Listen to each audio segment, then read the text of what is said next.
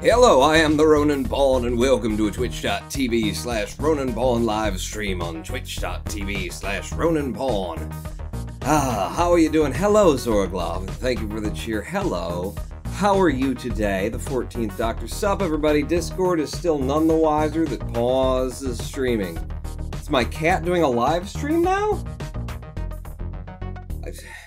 He might have set something up very special when he got out recently. I suppose there was that house down the block that wanted me to help him set up a sort of Pornhub kind of a deal. Maybe he found his way there. Probably shouldn't have done that for them. Welcome to a live stream that we do on these Wednesdays, Fridays, and Sundays at 4 p.m. Eastern. Hello, Simon Lunar. It's a secret to every pony. The 14th Doctor, Zorglov, and the 14th Doctor. What's up, Gamerinos? What's up to you? What is up is Riven, the sequel to Myst. It's a special live stream. They're all special lately.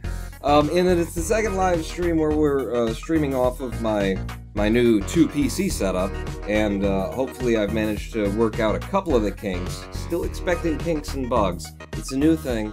Gotta get used to it. Gotta figure out how it's gonna fail. Then get angry at it. Then get really angry at it. Then throw things around, break things, cut wires, realize, oh shit, I didn't have it plugged in. Plug it back in, and then you get it fixed. And then, you know, eventually it all settles down. For a couple of weeks, you think things work fine, and then one day you've changed absolutely nothing, but you come on and your fucking mic doesn't work for no reason whatsoever, and you get angry again, you cut things, and you go, oh shit, I didn't plug it in. So that's one reason why it's a special live stream. The other reason that it's a special live stream is that we are playing my favorite game ever today, which is something we could never, ever, ever, ever, until today, do, because Riven, the sequel to Myst, I believe released in 1997 on Windows 95. And you've always been able to download it and play it off of Steam, or for a long time you've been able to do that. But it's in this weird, like, wrapper to be able to make a game from Windows 97 that was... These games were built... Okay. Riven is the sequel to Myst. If you're not familiar with Myst, what the hell? You know nothing of gaming history. Myst was a game, the lore of it anyway, is it was developed by two guys in a garage. It is the story of game development. You know, it's the story that you always want to hear of the, you know, low-budget indie dev. These guys were low-budget indie devs before there were low-budget indie devs. In their garage, made this game out of, like, pre-rendered 3D graphics and QuickTime movies, Apple movies, whatever they're called, quick something. The old overlays on their pre-rendered still 3D images, and they blew everyone's mind because no one had seen such graphic quality, which nowadays it doesn't look like that anymore. But nobody had seen such beautiful images inside a game before. It was amazing. It's still a little bit amazing. I haven't tried Riven. I have only booted it up to make sure that we'd be able to play it but I stopped myself from certain points, so I don't know how this is going to hold up in terms of, you know, it's my favorite game because of the experience that it gave me when I first played it. Is it going to stand up to modern Pawn's bitchiness? Oh, some wisdom from Nobot. Lord, we cleared this land. We plowed it, sowed it, and harvested. We cooked the harvest. It wouldn't be here if we wouldn't, and we wouldn't be eating it if we hadn't done it all ourselves. We worked dog bone hard for every crumb and morsel, but we thank you just the same anyway, Lord, for this food we're about to eat. Amen. That quote from Jimmy Stewart. Windows 97 Pawns is a guy called Jim. I think it was designed for Windows 95. I'm sure it was 97 compatible, but the fact that it released in 1997 does not mean that it was definitely pre-Windows 98. There was no Windows 97. Quit fucking with me, Jim. I'm easy to fuck with. Ask any of my customers. What? Myst was the best-selling PC game until The Sims, says a guy called Jim. Really? That much I know. Have you ever played it? Because we're gonna need some backstory if we're going to go into Riven.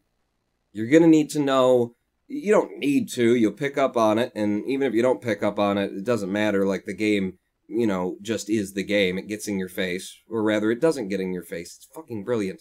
But for those of you who are not familiar with Myst, the series of Myst games, I believe there are at least 5 of them, possibly 6, that came out, it was the first one being so successful.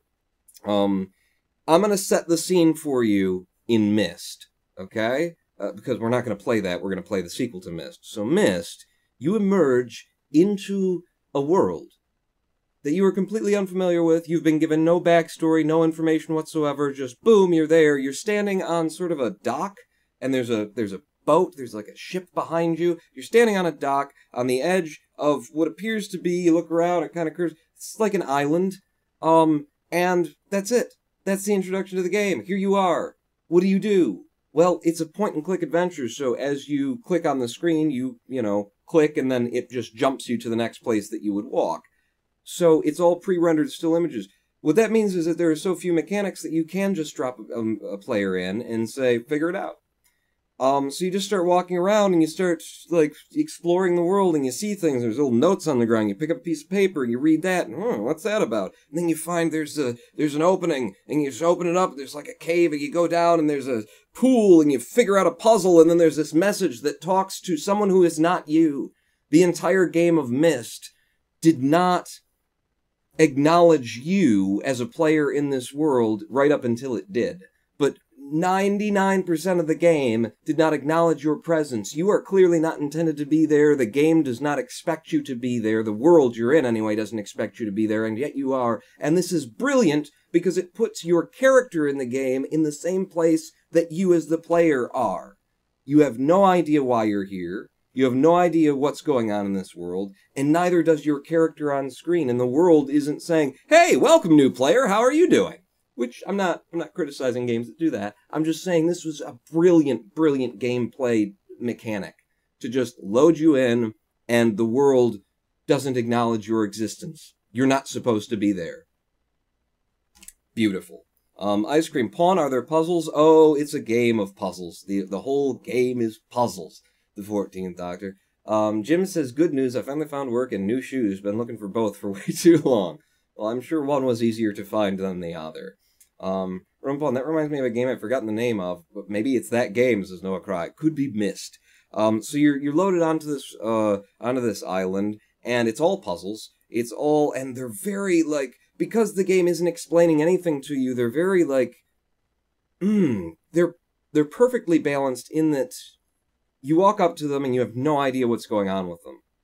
But you can spin things, you can move things, you realize that there's something going on, you realize there's a puzzle going on, and do I have all the information I need? And maybe you don't. It was a brilliant game. It was absolutely brilliant. And the story of it, trying to avoid spoilers for Myst, I'm just going to tell you what you need to know in terms of this game. So, how do you do that without spoilers? I don't think you can. I don't think you can, and Myst is such a brilliant game that I want you to go back and have the experience without knowing what's coming. So we're just gonna have to dive into Riven. I can't imagine a way to tell you. Eventually, you meet some characters in the world.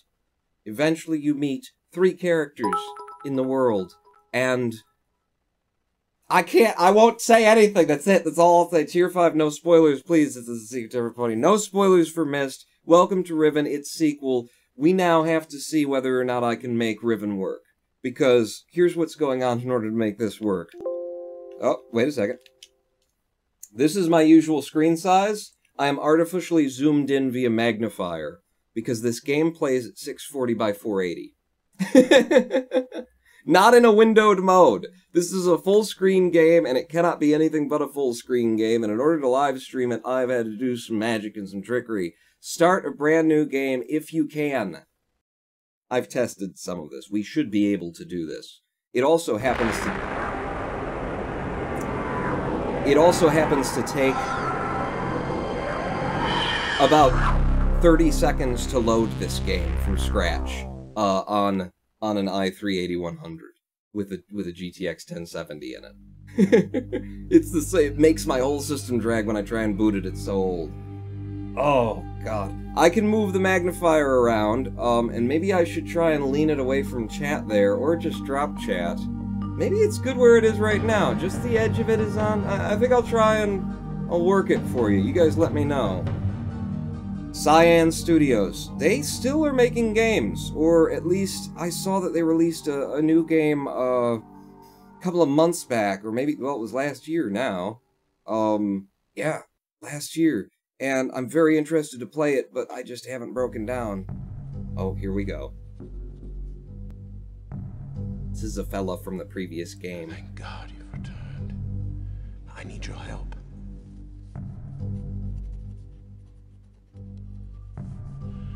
There's a great deal of history that you should know. But I can't tell you without spoilers. I must continue my writing. Here. Most of what you'll need to know is in there. Keep it well hidden.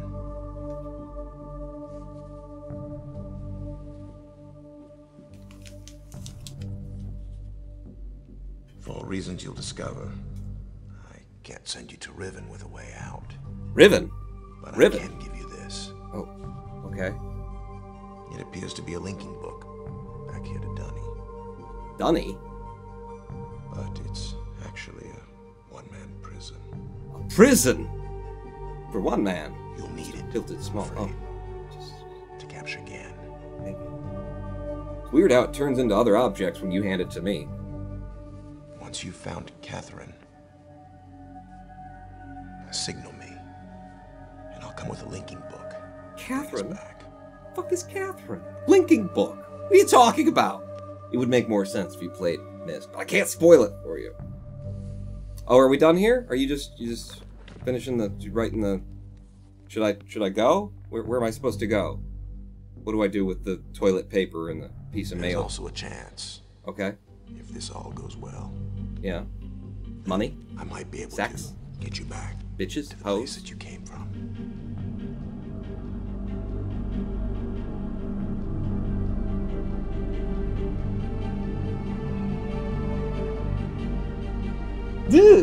The title almost bit me. And we're off to Riven, ladies and gentlemen. Yes, it's one of those games. It's one of the... Okay, I had heard something about a one-man prison. I didn't realize you were putting me into one. Asshole! Shit, where's my toilet paper? Okay, let's see. He wrote something on here. If I just... I hear things. Oh. Oh, there's a feller. There's one fine feller there. I wonder if he felt smart. Is it a point-and-click kind of game? Does the live-action footage hold up the entire game, says Noah Croc? Yes and yes. And no and yes.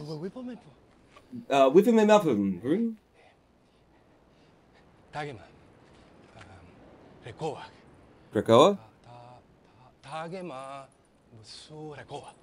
Tagema Muso Krakoa. Sorry, go ahead. No, I don't think so. This toilet paper is very special. No. Alright, well, if you really want it... Yeah? Okay. Here, now you can wipe your ass with this. Oh, hey! Give me back my TP! How am I gonna... You were gonna look at it! He stole it from me.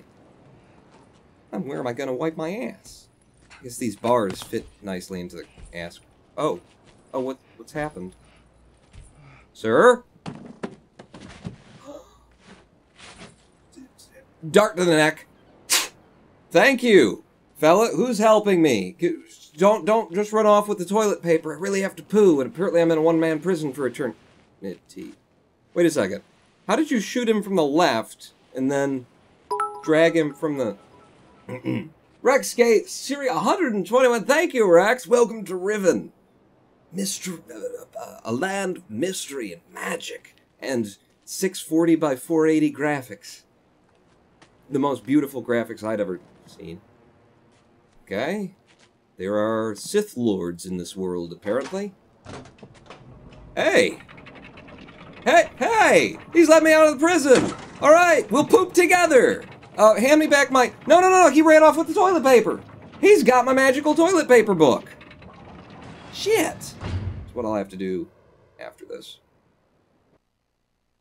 Rexcate's just popping in to throw 121 gigawatts my way, and then bioling us. Goodbye, Rex! You're gonna miss my favorite game of all time. Welcome to Riven. It is a pointy-clicky, pre-rendered adventure game. So we're stuck in the prison, he's just dropped the door, I click, I step out of the prison. There's no moving between points, and that is how they got away with generating this level of beauty. I mean, these graphics in 1997 from VR, we'd never seen this kind of 3D in films, let alone in games. This was damn amazing. Cool, damn, says Noah Craw. You click and then you go places. Tier 10, poop in a Ziploc bag and you can use it as a cake decorator. I will keep that in mind. I might need to use that as a trap or, you know, something in Riven here, it being such a... such a puzzly game. I think the screen is actually at a pretty good spot right there. I could zoom it in a little bit more and we'd lose some up and down, but I think that's good. Chat can still be on screen, but yeah. Okay, so let's have a look around us first off. It's beautiful. Oh, so that's what we were in right there. A elongated Roman helmet of some kind. And there seems to be like a sword or a... something like a sculpture of a sword there, and there's some that. The hell is this thing? Here we've got a suppository, a giant metallic golden suppository. Oh, and there's buttons. Presume... oh, what's that? I presume if you press them in the right order, then something happens, but I don't know the right order. And there's a peephole. Let's look into the world of... sand? Sand, maybe? Maybe that's sand? This is the introduction to Riven. This is how you're dropped into this game. Oh, look! I saw a handle there. It accomplished... oh, there's a button!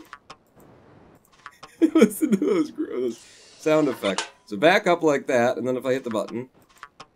yeah, nothing's happening. This device doesn't like me. Tier 5, Pawn, have you read the books based on these games? They're actually okay, says Inglonius. I haven't. I didn't know that there were books based on this game. But I'm not surprised because the invention, like the sci-fi that's going on in here. Basically, you saw when we started out, trying to not spoil things, that this dude was writing in a book, and then he closed it up, he opened up the cover, and like he put it toward me. I reached out and touched it, and now we're in this world. So the science fiction premise that's going on here is that there is a sort of a magical, mystical art. I guess it's not science fiction then, is it? There's a magical, mystical art whereby you can write a book and it creates a world and then you can pass into that world. And it's very delicate, and if you don't write the book correctly, you know, you'll create a hellscape. I will carry on and let the game explain itself. I'll try and pause and... so, okay, that was... I thought I couldn't go past that, but apparently it was just a pipe. Just a pipe that's leading to there from inside the mountain.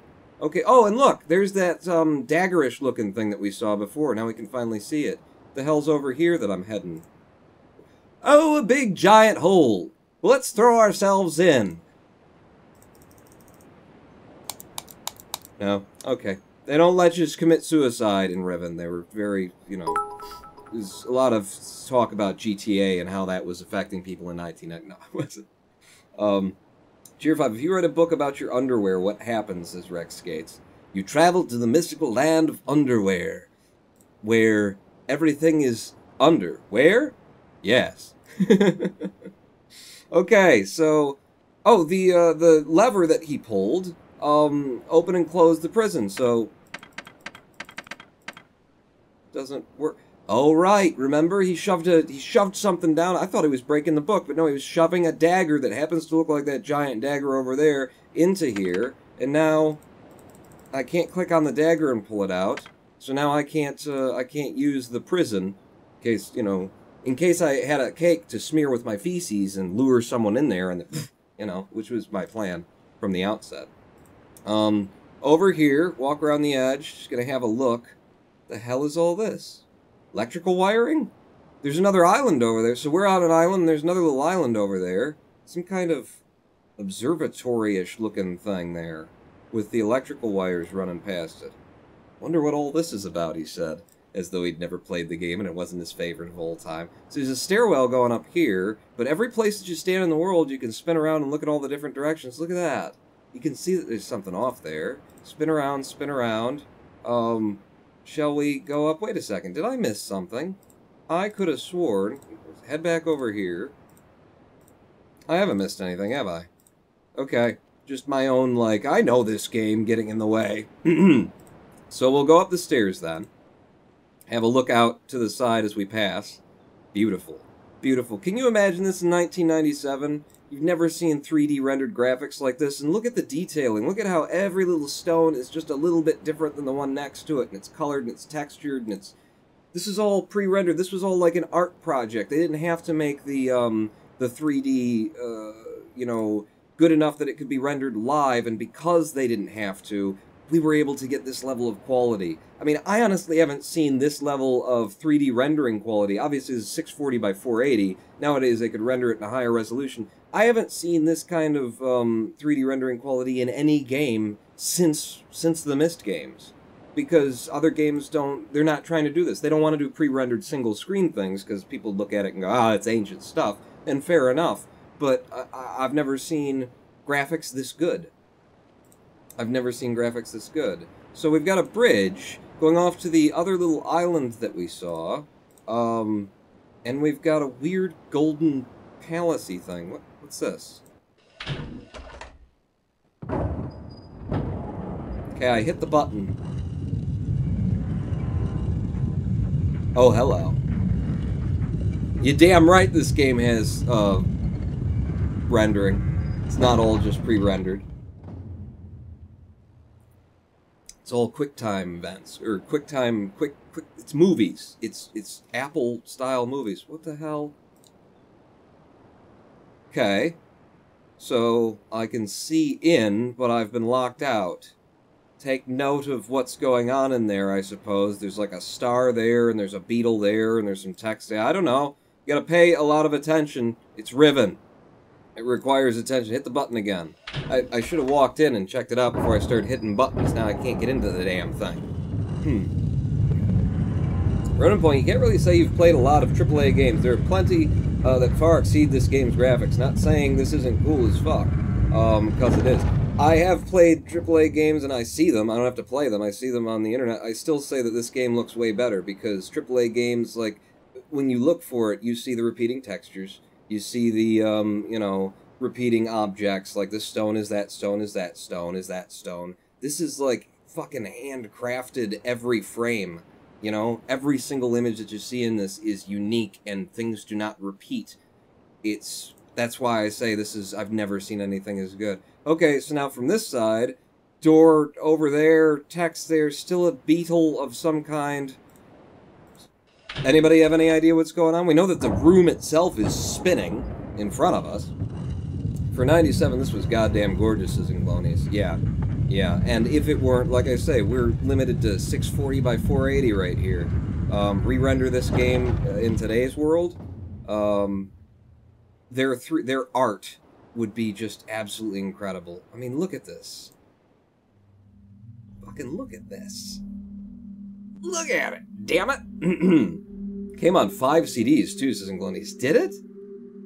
I don't remember. Okay, so there's that, and there's that, and there's, like, can I look at the ceiling? Because there's clearly something amazing going on up at the ceiling. What the hell are these things? Got a beetle? Pull on the little thing, it opens up. The game's developers are very into peepholes. I think they're sexual perverts. Okay, so we have, a angry white, I'm gonna say English-looking dude. It's just, you know, that's just what I say. Looks like a British, wearing, like, white robes, and he holds the sun and the power of the comets in his hands, and he casts humans down into the depths of into the bowels of the earth, flames and fire. He is a judgmental god. He is the god of the Jews, pre-Jesus. You know, because Jesus came back and said, you know what, God he's cool, man. He's your father.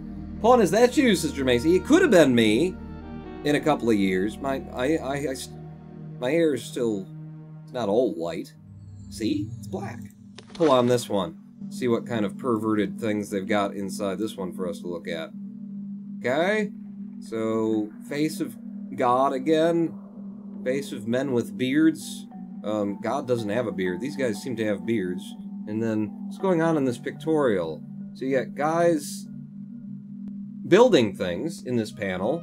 He's looking at a plan, and this guy's putting planks on the wall. And then, is that God then? Oh, God is looking down over them through all of this. So God's looking down, he's handing out text to them and things. Is he teaching them? He's teaching the little children. And then over here, what's he doing? He's teaching the children to fight. He's teaching them to have knives and daggers, and they don't look quite as happy anymore. He's teaching people to kill each other, and then, the hell is that? There's Tetris on the wall, and he's sticking his hand through a thing while carrying the something, and then there's a giant tree from which the pages are falling, and then I'm not exactly sure what the metaphor is, what the symbology of that is, but there's something, and there's magic puzzles, and he twists a thing, and then there's a woman who bows down to him as the pages fall from the trees. I don't get it. But yeah, so there's a god here who appears to be a bit of a dick. Although most gods are, you get right down to it. Was that the one we just looked at then? If I turn back this way, I gotta find out if this is the same pillar from a different angle, because again, we're in a point and clicky. Yeah, that's the same pillar from a different angle. Okay, thank you. Now I know. Close you back up. Check out this one. So we're learning, like, the history of the world of Riven, I guess?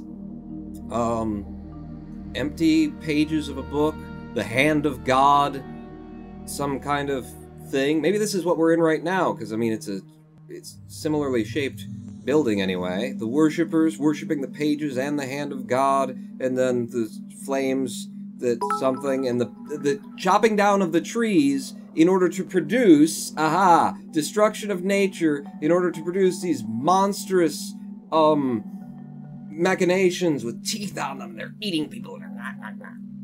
Cheer 50, this is one of the few video games my mom actually really liked. She's not much of a video game person, but she loved the first 2 Myst games. Bow down, says amazing. Thank you, Inglonius, for the cheer. And yeah, this is, you know what I love about this game? Another thing that I've never seen ever since this game, and it may be out there, but I've never seen it. This game is basically like, this is a huge part of the game. You are an anthropologist, basically. I mean, you're not in the lore of the game, but in order to play this game, in order to, like, figure out these puzzles, the game mechanic is anthropology. You have to study this race of people who are worshipping some god who had them chop down all the trees to make his you know, devices and things. You have to, like, pay attention to the fine little things about their culture and their belief system and their history and their language in order to actually solve these puzzles. I've never seen anthropology as the core game mechanic of a game ever since playing this. It's the Azran Legacy? What's Azran? So, there's a story of God destroying the world in order to make machinations, and all the people bow down to him. So that should be the post we just looked at. We shouldn't have looked at this one yet. Let's see what's in here. Again, the Lord, you know, he's got the whole Buddha halo. Jesus has one too, but he stole it from Buddha. He's writing, and out from his book come people and animals and the firmament and the heavens. He writes in the book, and they become, and plants grow, and fish are made, and little insects, and I wish you wouldn't have done that, because, god damn, why do you have to do that? But yeah, so he sits and he writes, and from out his book come the world. Okay, close you back up. I'm just... Uh-oh. Told you there were going to be glitches. I think Riven might have just crashed. I think Riven might have just crashed. Are you crashed, Riven? When I hit Alt in Riven, it's supposed to pull up the file and tab menu from the larger thing. Riven just crashed. Riven just crashed, son of a bitch. Alright, let's just zoom back out, and can I get to the rest of my desktop? You can. Maybe if I pop out, pop back in. We go over there, and then we pop back into the Riven? I don't think so. It's a game from 1997. It's now running on an i3-8100 DDR4. It doesn't know what the fuck to do with itself. Prepare for Paul and ranting about what a bad game that is. I can't believe this 97 game can't handle running on a simple 21 years of advanced technology and operating systems. What the fuck? How could Steam put this shit out there without having figured it out? How are you gonna handle this, Mr. Pawn? I'm gonna crash Riven, and we're gonna reopen it. So Riven, 32-bit, sitting there just consuming 26% of our resources. We're gonna have to save Riven pretty often then if we're gonna play it. End the task. Thank you, Riven. You're gonna have to pop back open. We haven't done anything in the world yet, and I've already got a save set up specifically to cover these kinds of glitches, so we don't have to watch the whole intro again. We can go straight to my save. No problem unless there are problems. Riven, watch this, okay? Ready? Get ready to start your countdown, your timers, your stopwatch. In 3, 2, 1, Riven. It's now opening. So, what have you guys been doing lately? What's been going on in your life? Any gods ask you to tear down the world in order to build their holy machinations or anything like that? Let me just have a look here. Anybody steal your toilet paper, give you a book, magic book, it turns into toilet paper, and then you open it up, you travel to another world? Have you ever any of that sort of happened to you lately? Just trying to, fleshing you out, seeing what's going on in your life, Bae. Because, I'm curious about you.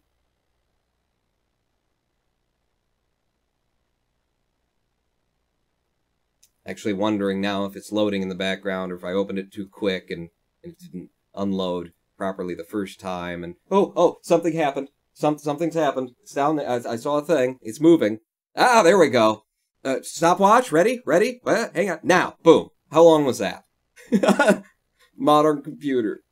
The best we can do. Start a saved game. Please.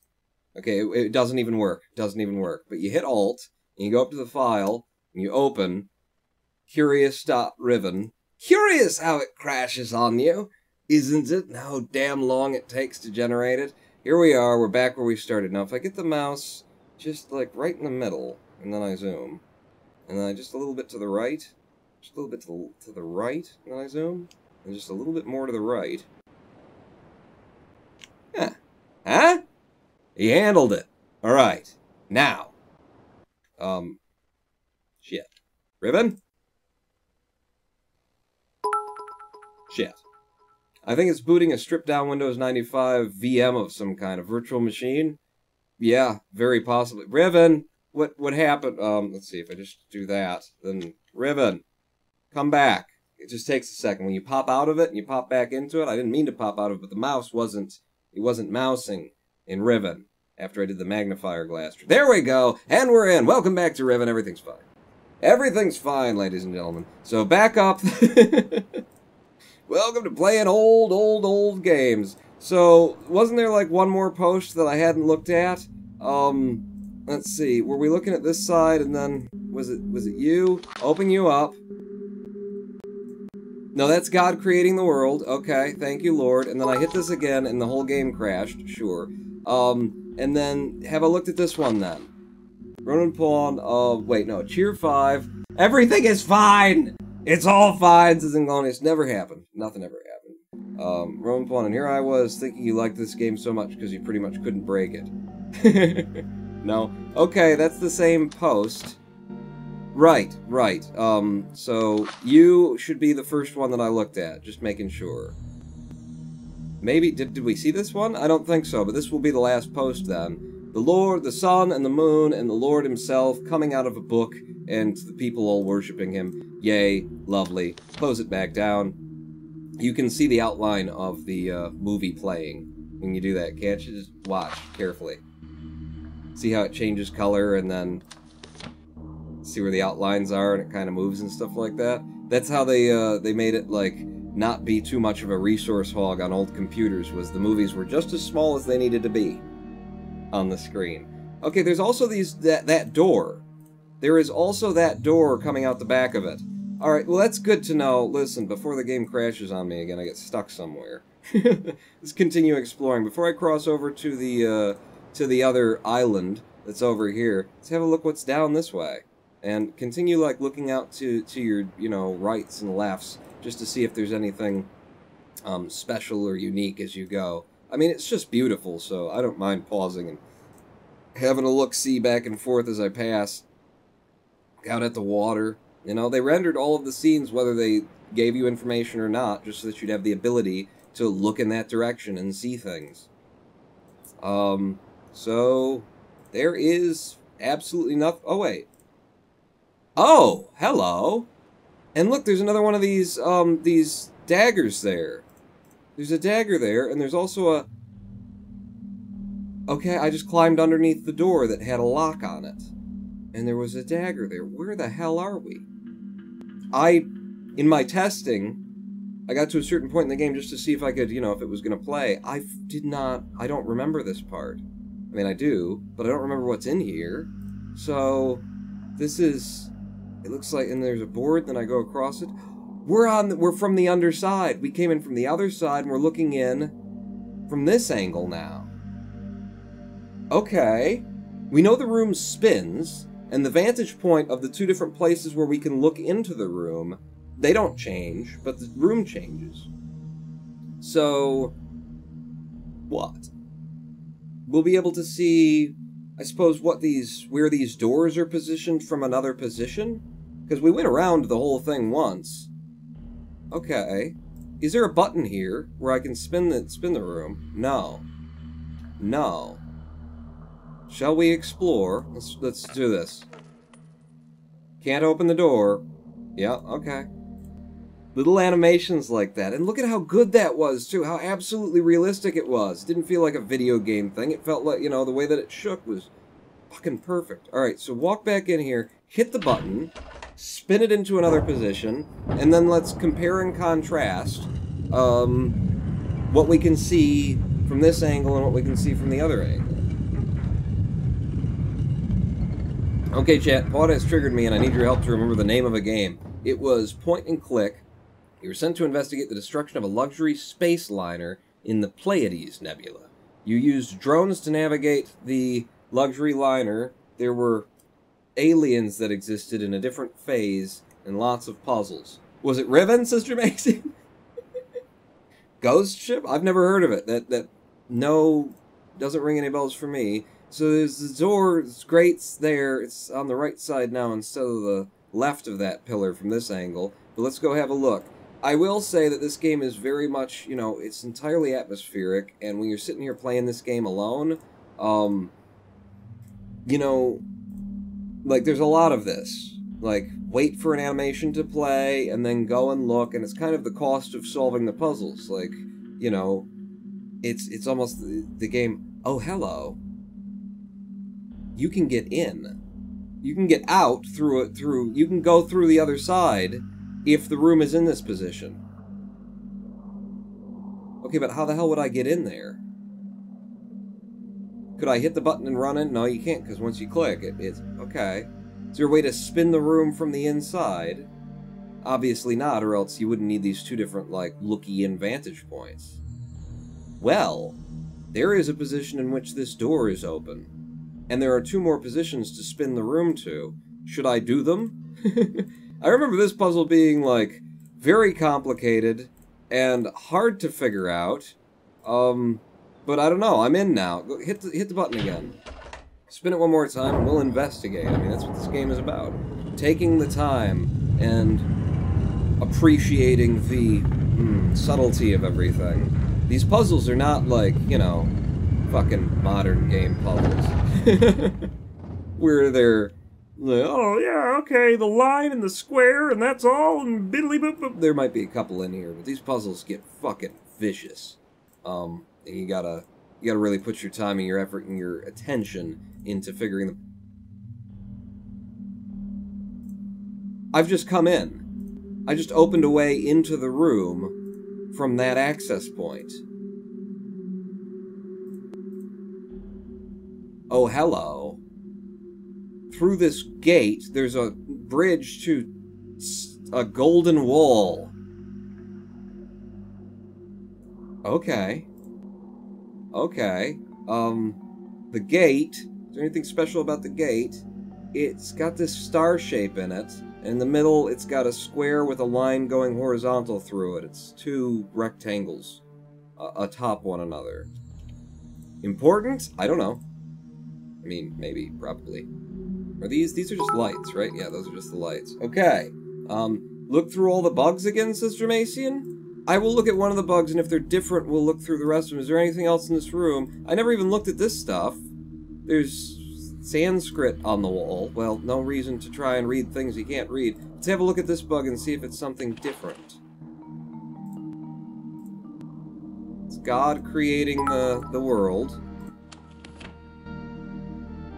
Cheer 10. I fucking found it. It doesn't have the word mystery in the title like I thought, though. It's called Majestic Alien Counter Part 1. You'd like that game, Paul, says Angeles. Would I? Would I? These don't appear to have changed. I wouldn't expect them to have changed. The room is spinning, but what they're seeing seems to be, the peephole seems to be on the inside of these columns, and the columns are moving with the room. Let's pull another one, just to be sure of that. Yeah, those seem to be changing. It's a good thought, though. Alright, so there's nothing else here except for that now I know if I could get that grate to open, which we could see that grate, from the other angle when we came in from the other side. If I get that grate to open, then I have a way of coming through here and seeing the golden wall. I also have a way of crashing the game again. I think. I just clicked and the mouse disappeared. No, you're still active. Oh, but it didn't load the movie. It's stuck trying to load. Maybe if I pop out. Okay, pop out of it, and then pop back into it. Maybe it'll trigger it to load the movie. I don't think this is going to be a game that we can actually, like, play through because of all these bugs and problems and difficulties. But I am thrilled to show it to you today. And here's the thing. I'm playing this in the 1080p 640 by 480 mode. So, I don't know. It might be stable in its full screen 640 by 480 mode, which is the way the game wants to play. I can't live stream that with this 2PC setup, and I've never been able to live stream it before either, for other reasons, because the software can't, like, grab onto the window. It can't latch into it because of what it is. Like, I can't get to it to click on it to grab it as a source. And you can't link it through DirectX either, because it's not using DirectX. So this is the best that I could do for means of actually live streaming this game. Will you please open Riven? Go back into it. I think it may have crashed. You could do a YouTube edited playthrough, says Noah Craw. Ooh, that would be hard, huh? Every time it crashes like this, I gotta sit there for 3 minutes. I'd be so frustrated at my old favorite game. But we'll have a look at it today, and then if you, are into it, you'll have seen enough of it to be like, yeah, I'll give it a try. Should be pretty cheap. I think it's crashed. I just think it's crashed. We've gone ahead and we crashed it. Just hang with me here. We're going to, what are we going to do? I'm going to have to zoom back out. And I'm going to have to crash the game from Task Manager and do what we did before. And did anyone actually take that measurement of how long it takes for this damn thing to start? I'm going to wait for the Steam Client Bootstrapper to stop moving or disappear or something like that. We look down. We look good. Okay, so bring me back Riven, and then go see what that cheer was. Switching monitors from one PC to the next as I'm doing this. Cheer 10, YouTube series for YouTube playthroughs, is Dramasian. Yeah, the problem with that is I don't know any way to capture it, other than to do something like this, and I would then be fighting all of these problems. Still. I would be living with... Oh my god! Oh my god! Look at the top of my hair. I hung a third light for the Head and Shoulders light, and I hadn't actually seen that it was doing what I wanted it to do. It's actually casting the reflective... Oh, it's doing what it's supposed to do for a green screen, and just for generally, looking good on video and stuff. Come over here and show it to me up close. Yeah, because it gives you more three-dimension when you, do a top-down light like that, or a Head and Shoulders from behind kind of light. Helps to create separation for green screen. What did I put on my chest? It's an EVGA logo that fell off of my my graphics card while I was working on the computer. It looks good, and it's working. It's exactly what I always wanted, is what it is. Alright, back into Riven.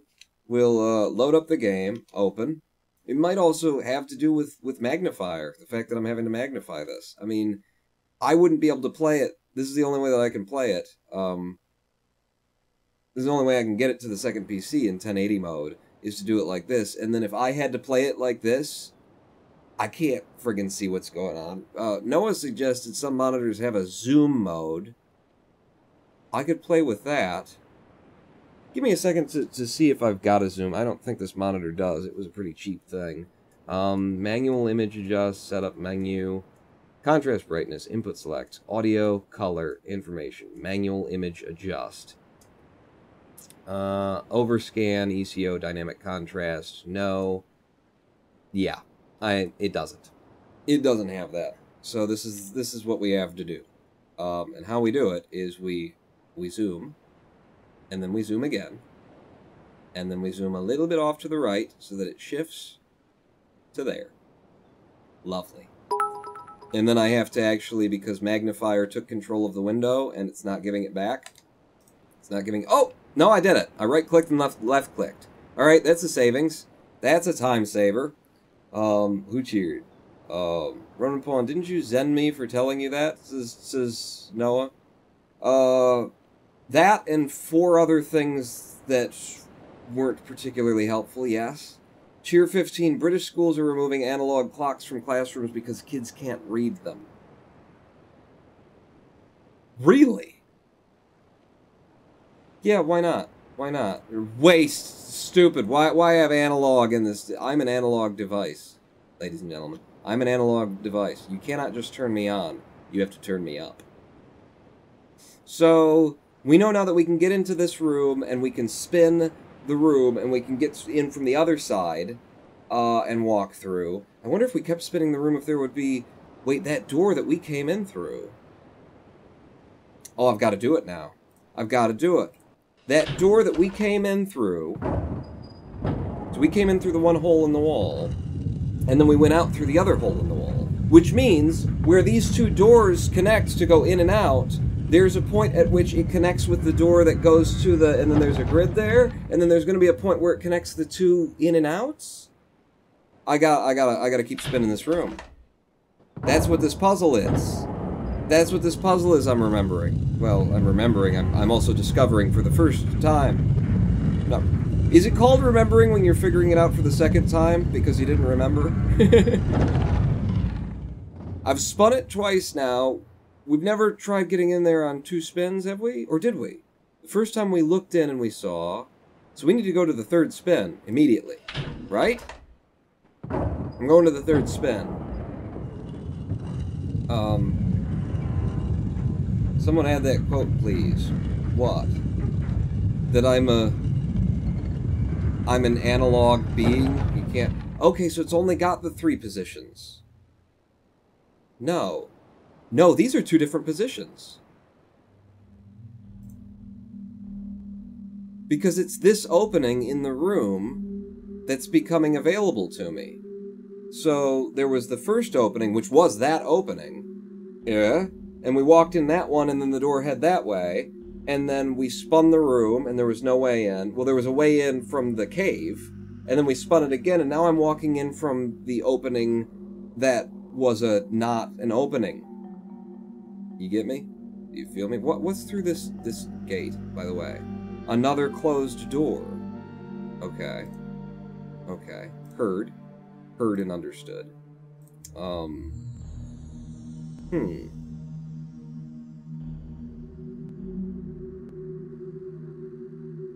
Spin it again. When I spin it again, it should be a second opening?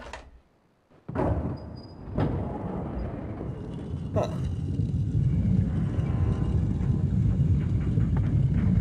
See what these puzzles are like?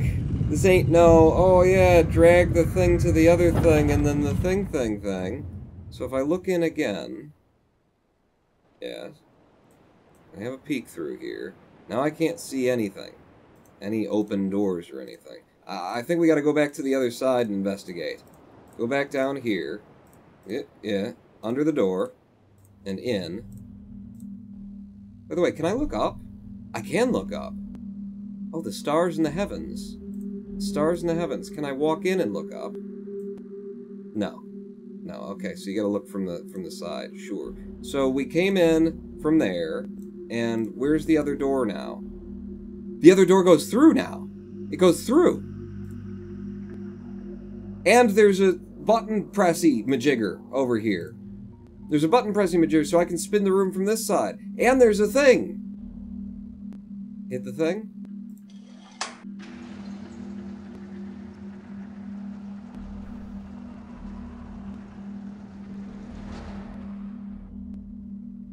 I'll bet that opened the grated door. I'll bet that opened the grated door. Right? Don't you think? Maybe? What's down here before I press the button again? Because I don't know if I want to press the button again. This is that thing that was outside, out front when we first came out of the little one-man prison thing.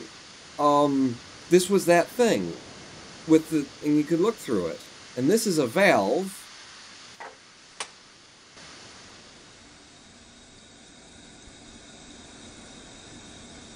And now there's something flowing through the pipe. Okay. Can I... oops.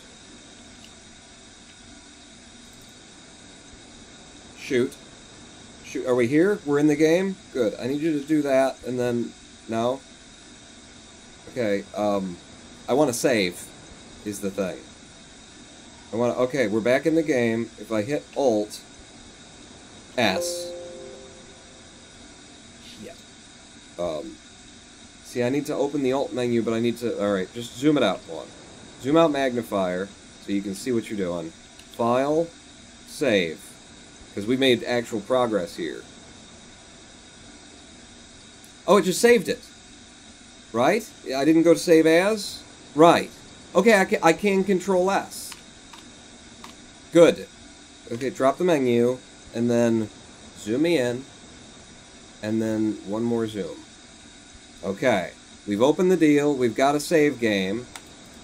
Right click, left click, move it around. Okay. Okay? Okay. What's up? The pipe going out to the thing, to the majigger. Sure. And then I turn around. Anything else in this room to see? No. Okay. Now, should I spin the room again, or should I go out and play with that thing? I want to go out and play with that thing. I'm going out and playing with that thing. I'm going to spin the room. This thing has changed.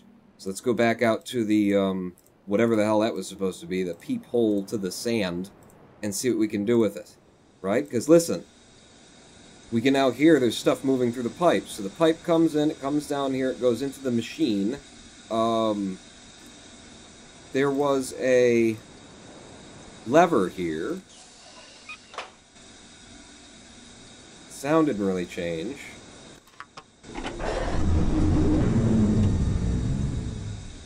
Okay.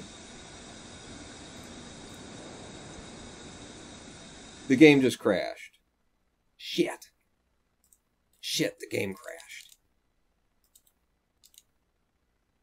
I think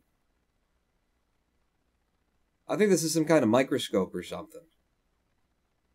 Doesn't that make sense to you? You look through the peephole, it was lowering when I hit the button, and that would be why the image in here is all, like, weird and just of sand and grain. You can't, like, see anything in it.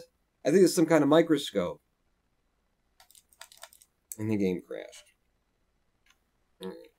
Wait. Transitions. Go to best. See if there's, because I'm surprised that it's still working. Water enabled, 640 by 480, zip mode. Zip mode? I don't know what zip mode is in this game. If you're playing this game from a zip file, okay, putting zip mode on has really crashed the game. I have no control anymore, the mouse is gone. Let's just wait for it. It might be doing something in the background. Maybe there's a way that we can actually get this so that it's playable on the live streams. I don't know. Riven is still active. Of course, it always is. Sucking up 32% of the CPU. Probably to generate the virtual space in which it's actually playing the game. I've popped out of Riven. If I then pop back into Riven, let's see if she comes back to life for us. No mouse while we're in there, but she tends to take 15 to 20 seconds to actually, like, do something when you pop in and then pop out of her. So just give her a chance, you know? She's old. The fact that she lasted as long, it's a miracle she lasted as long as she did. It's a My Blue Heaven reference. You like that movie? That's a good movie. Steve Martin and Martin Short. Was it Martin Short? There's a lot of Martins. Martin Short. Not Martin Short, was it? No, it wasn't Martin Short. It wasn't. It was the other mousy guy of the same era. So, one's an FBI agent. Steve Martin plays as Mafia Man. It's not loading back up. You're dead, Riven. You died on me again. There might be a combination of settings, though, that makes it work. That makes it work semi-continuously. Just give it a minute to... Oh, wait, no. Keep Task Manager open, because we're going to keep doing this over the course of the live stream. And I'll tell you what. We could go ahead and have ourselves a live stream break while Riven opens this time. Kick into the live stream break. It shouldn't play any sound, any music for me. So, yeah. We'll go to live stream break. When we come back, Riven will be back up. We'll load into it. We'll get back to the place we are. I did save after we did that thing, and I think we've figured it out. I don't know. Does that make sense to you guys? That movie Uppy Downy Majigger is probably a microscope? Because there's that hatch, right? And the hatch has 5 buttons on it, which are presumably some kind of lock code sequence. And so I'm figuring you open the hatch, and then you put the microscope down, down, down, down, down, and then you can see whatever the microscope sees. I don't know, but clearly something like that is going on. You got the flap, you got the hatch, open the hatch, that thing lowers down into position once the hatch is open, and then you look through the thing and you see something down there. Microscope or a telescope, depending on whether we're looking far down or... And presumably, since the thing gets smaller as it goes, microscope as opposed to the other. Shit tends to take 15 to 20 seconds to do anything when you pop in and then pop out of her. Okay, Noah. Okay, Noah. Let's have ourselves our first live stream break. By the time we get back, Riven will have done a thing. I love this friggin' game. This is like the first puzzle that we happen to have stumbled upon in Riven. We happened to have stumbled upon, instead of going any other of the directions that we could have gone. There was another bridge that we headed out over there. And then, in this puzzle, this first puzzle that we happened to have stumbled upon, there are multiple puzzles going on. Because we just spun the room a bunch of different times, and we now got access to turning on the microscope thing, But that room still spins. We've been in that room and saw that we can go to another area, so the room is still a puzzle that's going to get us to another location. Do you see? Rick Moranis, says Mason. Yes, Rick Moranis. Not Martin Short. They were both, they had completely different, personas and everything, but they were just both, they played the mousy character, in movies. Sorry to be typecast, but hey, you were great in the roles that you did. At about the same era and time of history, so they're confused in my head where it comes to movies. Live stream break to the tune of Jazzar's Taken Me Higher. And we'll be back in 7 minutes. Go pee, go make snacks, go do whatever you're gonna do. Riven, baby. By the way, I gotta ask you, let me know when I come back from the live stream if you're hearing little crackles in the music at all. Because I think that's just in my wires jiggling, so maybe I'm hearing it and you're not. Let me know when we get back. 7 minutes, pawn, not out.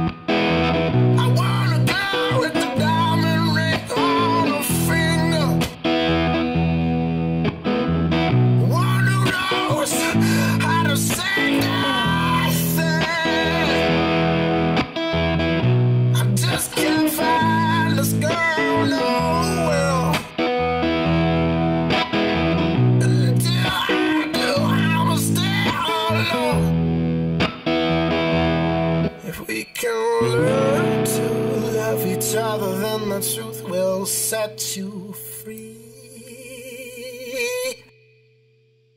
Oh, maybe pain and sorrow, there's no tomorrow. Will take a hold of me, baby, baby, baby. All alone, baby, won't you come along and hold me? I ain't the seventh son, but I know where I'm from. Let's head on, dead on, dead on down the highway. And maybe when we come back, by then you will have seen things my way. I don't want no skinny woman. A woman who's got no sense of style. I want a girl with a diamond ring on her finger.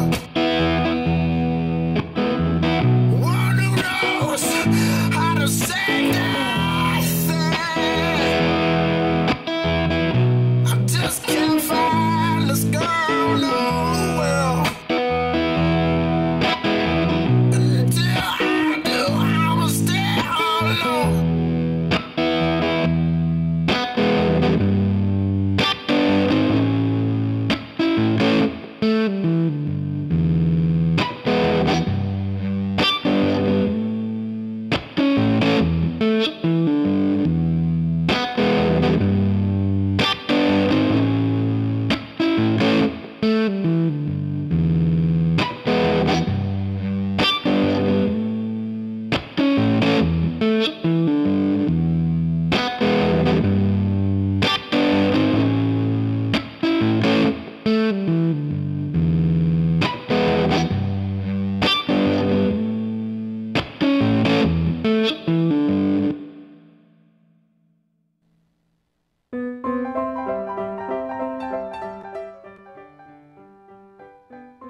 Hello, I am the Ronin Paul. Oh, shit. The music's gonna be doubling, isn't it? Hang on. Hello, I am the Ronin Pawn, and welcome to twitch.tv/Ronin Pawn live stream. Working out the bugs in the live stream there, and a cheer comes in midstream break cheer, said Zorglow. Thank you for the midstream break cheer. Can I fix that right now? Because I saw Noah say, oh, and the music just cut out when I went to live stream break. And, I've got a theory. You know what, I'll do it in my own time because it's a little bit complicated on how I could set this up. Welcome back to the live stream. We are playing Riven, the sequel to Myst, my favorite game of ever, and so far, it actually is holding up. In terms of the gameplay, in terms of being able to play the goddamn game. I apparently have to build myself a Windows 95 system to keep it from constantly crashing on us. In order to make the game play, I believe either the developers, or I guess it's got to be the developers would have had to do this. Steam wouldn't do it for them. They created some kind of virtual machine Windows 95 wrapper to play it in, and it is less than stable. At least in the mode and the configuration that I'm playing it in here. Which is a 1080 version of the game where it wants to play in full screen 640 by 480, and I'm using magnifier to zoom in on it, and maybe this combination of things is just something that it can't deal with. So, if you're liking the game, I still recommend, like I say, it's my favorite game ever, so I recommend paying the couple of bucks that it is on Steam and giving this one a go in full screen 640 by 480, and report back to me, let me know whether it crashes or not, because God, I really hate to think that this game is, you know, I mean, it'd still be playable, but the popping in and out thing would... This is such a good game, it can't fall into the, you know, cracks of gaming history. Tier 20 Pawn, that game I was telling you about, Majestic, you can play it online. Also, there's another old P and C game, point and click. I still have the discs for it. It's called Mission Critical. It's got Michael Dorn, aka Worf, in it. You'd like that too, says Angelus. Well. It actually launches through DOS. So the guy called you. What were you talking about? SimCity 2000 on Origin comes with DOSBox? There's got to be a way to make this thing, you know, work stably. I just really hope the Steam version does work stably, just not in the configuration I have it now. Thank you, by the way. We don't need that music anymore. Let's get back in here. Load me up a... Well, get your mouse onto the right screen. Yep. Hello, Riven. Welcome back. Open my curious save, which should have saved. We Control-S'd. It should have saved. Yes, right there. Is this how you've been playing the game on the live stream? Yeah, exactly like this. No problems. Loving it. Zoom in twice, and then move over to the right. And zoom one more. And there we go. Okay. And then right-click, left-click, and we're into the game. It's all you gotta do. It's simple. It's real simple. We got the pipe back open. We now know how the microscope seems to work in the game. I want to show you guys more, since this is going to be a crashing kind of thing. We're probably not going to, you know, play the game to completion on the stream, which would take so many live streams, because there's so much depth to this game, and I haven't shown you even a portion of it. We're on the first island here. We haven't left the first island. Let's leave the first island, okay? Let's have one more look over at the little microscopy thingy. Right? Because the premise that we landed on here is that that comes in through there, and it's like steam powered. We come over here, we open up the steam, like so. Actually, I'll bet that controls whether it pushes it up or down. So then I push that, it goes down. I put it back up. I push it again. It goes up.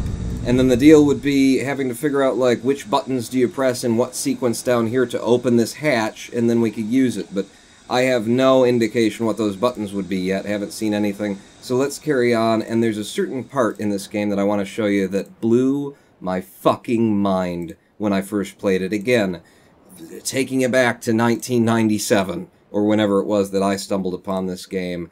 These graphics are amazing. Never seen anything like this before. Never seen 3D design like this before, you know? There's no movies that even render at this level of quality, that have this level of artistic touch to them. You know, because of, like, I wanted to look at these trees, but, like, these trees are all fully rendered. They're not like, you know, an image that you look at from two different sides. They're not two planes overlapped, which was the trick back in the day for doing trees. Just everything in here. I mean, look at this. These are...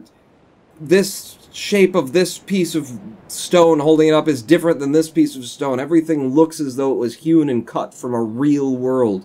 This was 3D art in the most artistic sense. And even modern games do not get to this level of quality in terms of the design of their spaces, because they're going for production. They want to put out things, they want to be able to reuse things, they want to be able to make more game for you as you go. And it's easier to take the same kind of hallway and corridor and do it again. Look at this shit. This is, every scrap of ground is unique. Or, you know, nearly. I'm sure they did a few things. There's a door over here. We've walked into a cave. Okay. Okay. Okay. Now, I know what this is, and this is the thing that I want you to see that blew my fucking mind. So we're not going to go to it quite yet, because there's more cave to explore. See that? It makes it pause while you listen to the sound of the thing happening behind you. This was so good in its day, and even now. And even now. Does it hold up? As far as I'm concerned, yeah. As long as it'll just keep running for me. Another door. Open up. Listen to the sound effects too, that stone dragging across stone. Oh, hello.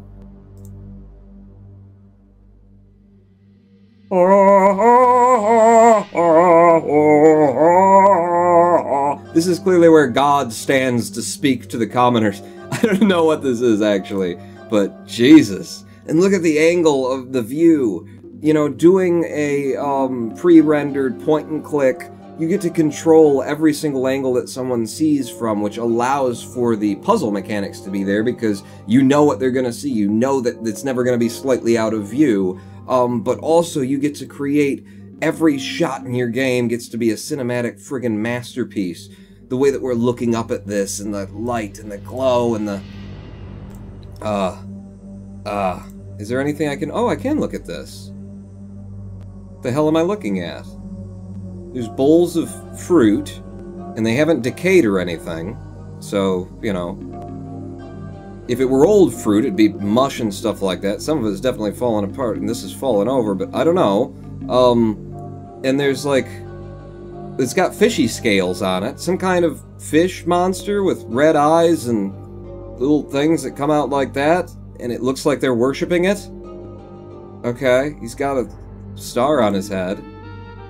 Are the two the same? But this one's closer up and more detailed. Yeah, okay. So they're providing, you know, offerings to the fish monsters that they love so much. Oh, hello, there's a giant door here. That's not the door we came in at. We came in from between the pillars over there. And this is a door. And I cannot open that door from this side. In fact, it doesn't look like it opens in the middle. It looks like it's got to be a draw door. Got to be an upward going door. Is there anything in the corners back here? No? That's that room. Alright. Let's go back to the thing that blew my fucking mind in 1997 or whenever I played this game. Open the door. See all the people. This is the church. Suck on the steeple. Is Kenneth here? Kenneth! Hey, Paul, if you're nostalgic for Myst, the creative guys got back together and made a new game. I saw that they had, and I was interested in it months ago when it finally came out, and I just haven't, like, dropped the money to find out about it. I'm almost... It's kind of like... when you have an artist...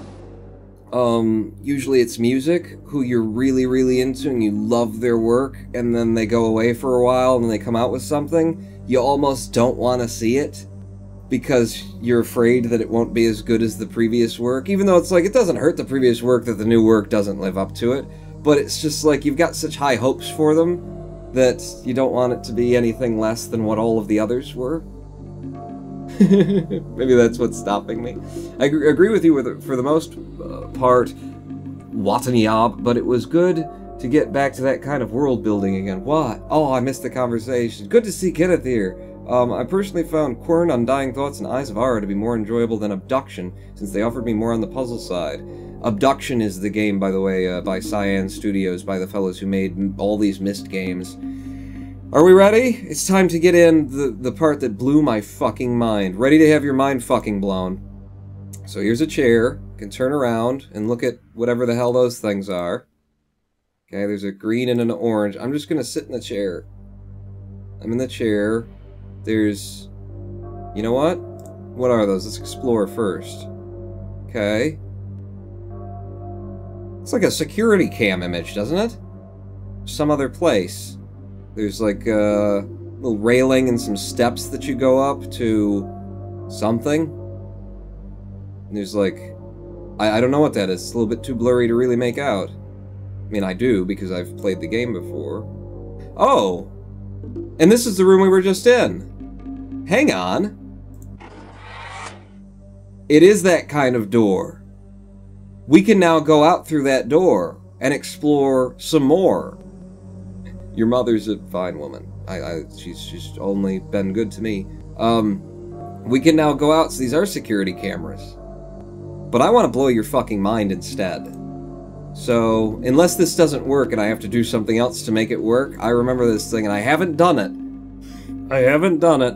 We've got a button and a lever. Let's pull the lever. Can't pull the lever. Let's press the button. Ah. Is that a microphone? That looks like a microphone, doesn't it? I wonder if God sits in here and addresses his subjects via some kind of a microphone. Doesn't that look like a microphone? And it's like, you know, it's got all the things to make sure that it doesn't shake and everything. We've pressed the button pulled down the little clamps. We're now safe in our chair, ready to pull the lever. Mind fucking blown.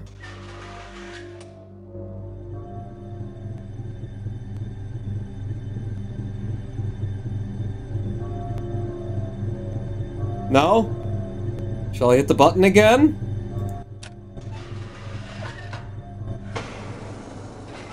Nothing happened. Does this not work until later in the game? For blowing my fucking mind? Close the thing again. Close it up so that just opens and closes the thing. If I pull the lever... Hear it in the background?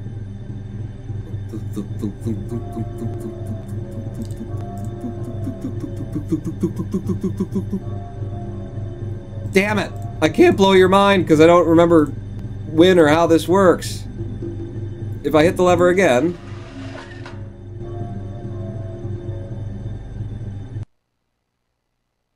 I think I crashed the game. Mind fucking blown! I think that's what I was supposed to do. Pull the lever and then push it back. And then so it's sort of like, you know, you pulled the lever and there's like steam and there's power being generated, and then you hit the lever again and then something happens. But I broke the game. I broke the game. I'm pretty sure. Yeah. Yeah, we'll fix the game and we'll blow your fucking mind. Oh, it's like it can only do... It's almost like a memory leak issue within the virtual space that it's playing the game in, because it seems as though it can only do so many animations, and then you do so many animations, and then it goes, I'm fucking out. Load Riven back up, and wait. My mouse, look at that, my mouse, when I start Riven up. The amount of CPU it's using. Riven had never heard of a graphics card. There was no such thing as graphics in Riven's day. Even though it was cranking out these amazing fucking visuals.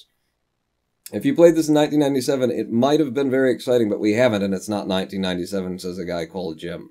Yeah, you're such a shit stain, aren't you, Jim? God, just a piss on everybody's good time kind of an asshole. Says the man who routinely opens up new games and gets in and goes, the fuck? This is the tutorial? This is a good game, you say? He's always doing that, though. I missed it. So am I. Let's see. I'm your favorite nuisance pawns, is a guy called Jim. Yeah. Yeah, out of all the nuisances, you're my favorite. I'll give you that. Watani, if you have access to the original Riven game files, the virtual machine Scum VM works much better. I haven't had any crashes using that. So, well, maybe there's a way to, you know, to get Riven working in a way that we can actually play it on the live stream and not just kind of demo it, which is, I think, basically what we're doing here today. Riven? There we go.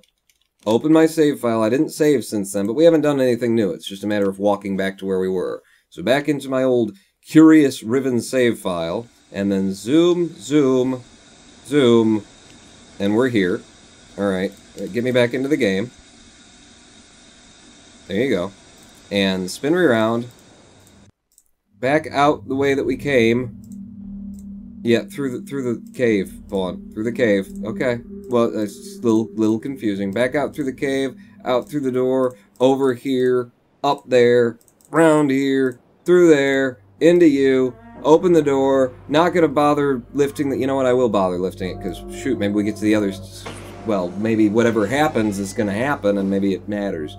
So, knowing that there's a lever here to pull, which, by the way, is something you could very easily miss.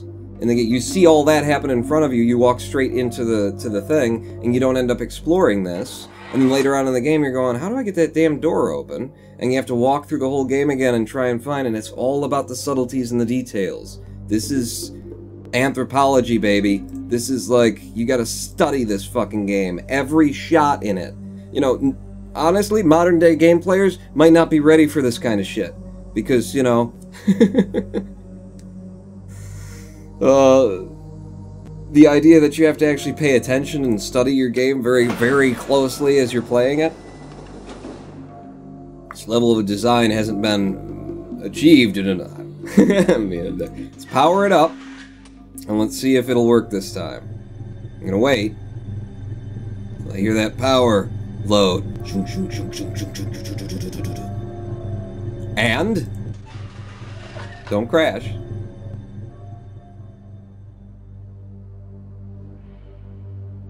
Nope. Nope. I don't know what the hell I have to do to get this thing working. We're gonna have to go Explorify. I have to go Explorify. We're gonna go through that door that I just opened. I'm gonna turn back around and... Whoa, what? Okay, so that's the microphone that was hanging over my head. Turning back around and looking in all these directions. By the way, I totally get my, the fact that I am 1000%... hey, Pawn, maybe it only works with the door closed, says Kenneth Wan. Let's try that. Let's try that, Kenneth. Maybe it does. Maybe it does. Because as I'm thinking about this, like, what have we just discovered in this room? This looks like a temple of worship, right? It looks like a temple of worship. Good call, Kenneth. So, if you're playing God, for people, you know, and you've got, like, special stuff that you don't want them to see or get access to, maybe you lock them out before you use it. Maybe you build the system so that it doesn't work unless the doors are closed and they're properly locked out. Let's try it. Jesus, that would be just such a level of depth there.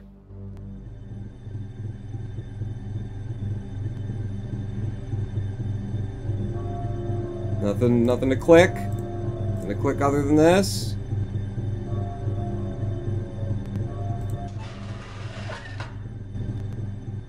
Yeah, nope. No, that's not the trick.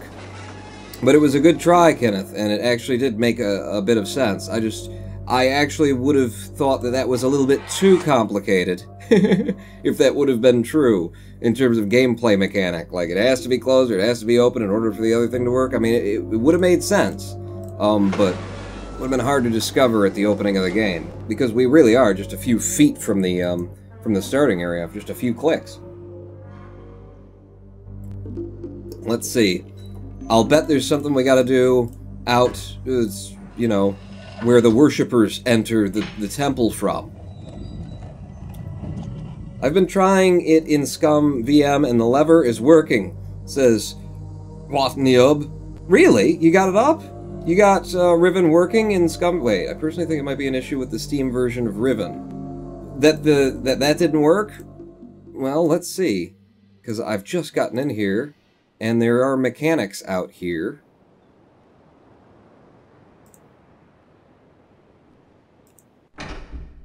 Press a button.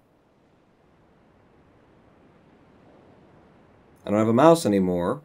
Oh, but things are moving. Things are moving. Oh. This is the part that blew my fucking mind, maybe.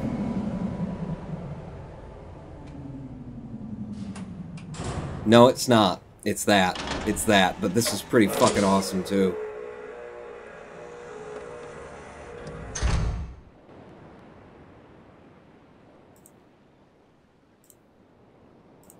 Vehicle to enter. Some kind of, like, bumper. A stopper when you come in at full speed. Just having a look around before I step in. Yeah. I'm inside. Get into the seat. Have a look back. Look, okay, so in the seat. Pull the lever. No. Spin the...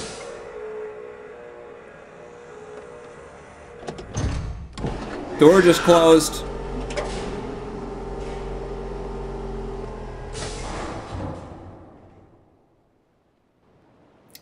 Okay.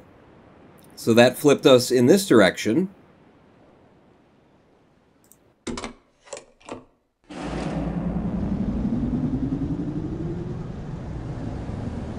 Oh, here we go. Oh, look at him shimmy. Look at him shimmy and shake as we go. Ah! Ah! Blew my fucking mind. 1997.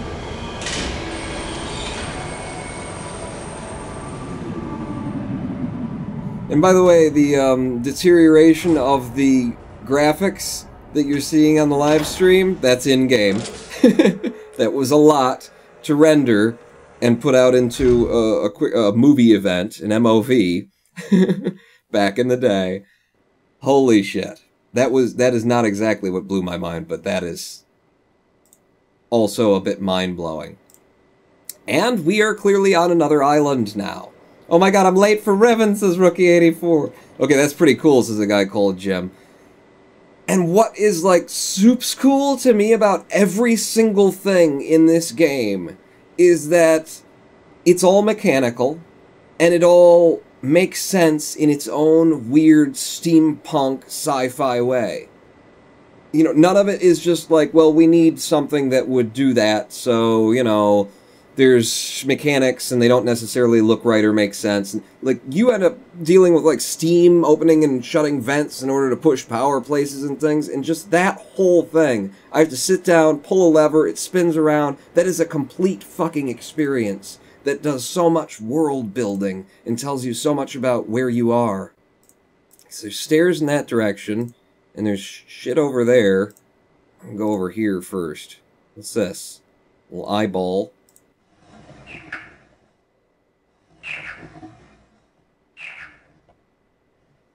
Little sphere on hinges, or on a dowel, and it revealed, when I clicked on it, a certain... Time to get out the notepad. This and Myst, and all of the Myst games for me were games that I could not complete without drawing, without writing, without taking notes.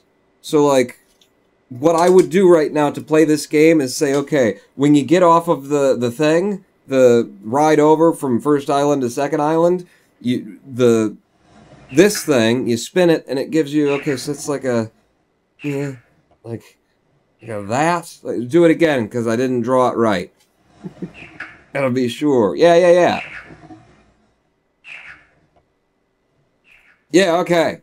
So this one's got the little greater than side on the left side of the thing, because clearly there's going to be more of these throughout the world, whatever the hell it's supposed to mean. Is there another place for me to walk now, or was that just like a corner that happened to have that in it? It looks like what you just said, Paul. Alright, spin back around, head back over here, and look back. Yeah. Okay. How's that going to be important? I don't know, but it is. Better get your notebook handy. It's a K-I. A K-I, says Jermaine. That's pretty good one. Yeah, Paul, and that number matters. I think it's the number 4, says Kenneth 1. Number? Don't give it a... Don't... I've beat the game. I've beat Riven. And the last puzzle to solve was like, fuck it, I mean hours. Hours for me to understand what the puzzle was. What's this?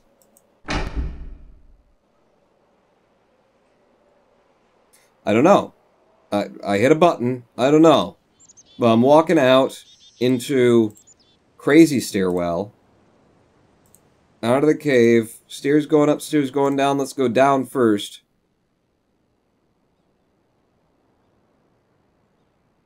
Hell am I even looking at here? Something that's alive. Hard to really tell what that... Oh! They're like giant pelican penguins? Giant pelican penguins are sunning themselves on a rock down by the beach. Imagine this in 1997. Look at that. Oh, they're in love.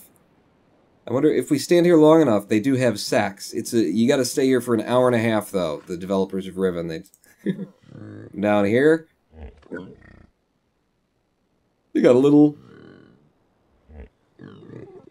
place just to themselves, and they don't give a crap about me. Apparently, I'm not the first human to head down here. I'm gonna go down and say hello. Oh God, they've got big sharp teeth. Well, they got big teeth. I mean, they look sharp. It's 640 by 480 a bit. So, think they'll eat me? Do you think they'll eat me? Can I get any closer? Should I get any closer? Control S. I saved it. Can I get closer? It won't let me get closer, thank God. Oh, Jesus. Okay, if I walk around this way then. They pissed off! They pissed off! Did you hear that? In your left earphone? if you're doing a live stream like I am, they pissed off. They said, all right, thanks, Grandpa. I gave you the, didn't you know? What I meant by that was, don't come over here, dick. Can I go out here? Hello. Another one of these. Okay, and that's just a dash right down the middle. Just gonna take some notes. So, first one I came across was there. This would be by the Pelican Monsters. Pelican Monsters. Tram. Exit was the first one. We found another one of those. Okay. Okay, where'd they go? They went out to sea. Look at how beautiful that is. Look at the water just gently rippling and all that. It's not happening live. It's in here as well. It's a movie that's playing on your screen as you... Jesus. God, it's so good. And then, was there something else here? Because it looked like there was like a little... Oh, wait. Is that all? No, that's just a rock. It's just a rock with some shading on it. I thought it was a hole. But this little cove... Doesn't that look like a little... Am I missing something? Am I not seeing it right? It's just not a thing, Paul. Okay. Well then, we'll go back over here. Can I walk down, around? Okay, I don't know where I just went. If you click too fast, you lose your sense of where you are in the world. Can't go any further out in this direction. Don't see any more little bowls to twist. I mean, if there were balls to twist here, I'd be twisting some balls. Okay. That's that place. Head back up here. Anything further down? It looks like it goes off into the right. Oh, it does go off into the right. Okay. Yeah. Alright, follow the stairs around here. So again, branching paths that go in crazy different directions. Little light in here. Little light made of... I don't know. It looks like they trapped a small bug in something. Stuck it up there. My god, Pawn, stand there for an hour and a half. They actually did that in Uru, where you have to stand in one spot for 15 damned minutes for the solution for a puzzle, says Kenneth one. Really? Did they? I never played Uru. It sounds different, too. Island Tour Guide. I like how everything slightly shifts when an animation clip starts and stops playing. Yeah. Myst looked even more obvious. Like, Myst would do little things where you'd just be standing somewhere and then a bird would, like, fly past, and you would see, they were, like, translating the movie across the screen where the bird was flying. You'd see it pop up and the bird would fly in from one corner and fly to the other. Hey, back in 95, 97, this was mind-blowing. Oh, my mouse is gone. What's going on?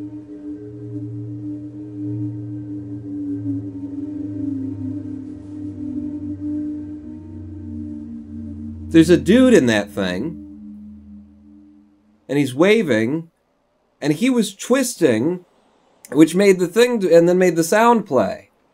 There's people in this world. Well, we already know that, because one of them stole my toilet paper. At the very beginning. Okay. So, what was all that about? Turn to the right? No, just all you can do is turn around. Okay, have a look. To the left. Hello. Hello. Okay. This is looking like a place. There's people, there's evidence of more people living here than just God, is what I'd say. And what the hell was that? Is there anything to see to the right? No, there isn't. Alright. Back over here. What the hell are you? If I click on you, look up at it. That's a little outpost tower, isn't it? Here's a little door where you go in and out of it. And he was spinning this thing, which made the noise. I think that was a warning. I think he played the warning to let anybody else know there's a douchebag here. Everybody get gone. Take me back. Wait, can I go up to the thing, actually? Can I, like, if I lost the view. Step back, and then if I click on it, and then can I click on it again and get out there? No, it's kind of out. It's hanging over. No way for me to get out there. This direction. Okay. Bowls with little indents in them. Heading down now. Oh, it's a ladder. Down the ladder. And there's a sandbox here for the children to play in. I don't know what the hell's in there. Beautiful, beautiful bay. God, that's just lovely. Can I go down there? I can't. Can't click in that direction. If I turn around, it's just the ladder. I look over in this direction. Can I walk there? I can. I can walk around the sandbox. Oh, which gets me to the ladder. But what's the sandbox? There's another one of these things. There's another ball to spin. Alright, get your pens handy. Okay, that's just a curve. So it's all of it's happening inside the same, like, shape. The same outer shape. And that's a crescent moon. Give her another spin. On the left side. Okay. And there's like a drainage pipe right here. You can see that there was water around it. So this does usually hold water, or it can. Oh, water comes in through that pipe into here. Hello. Oh, no, it comes up from the top. And that's curious. Why would you do such a thing?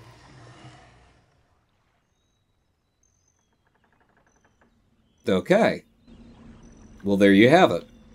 I just Control-S. I just saved here in case the animations start glitching out on us again. So, what if I twist it again? More water?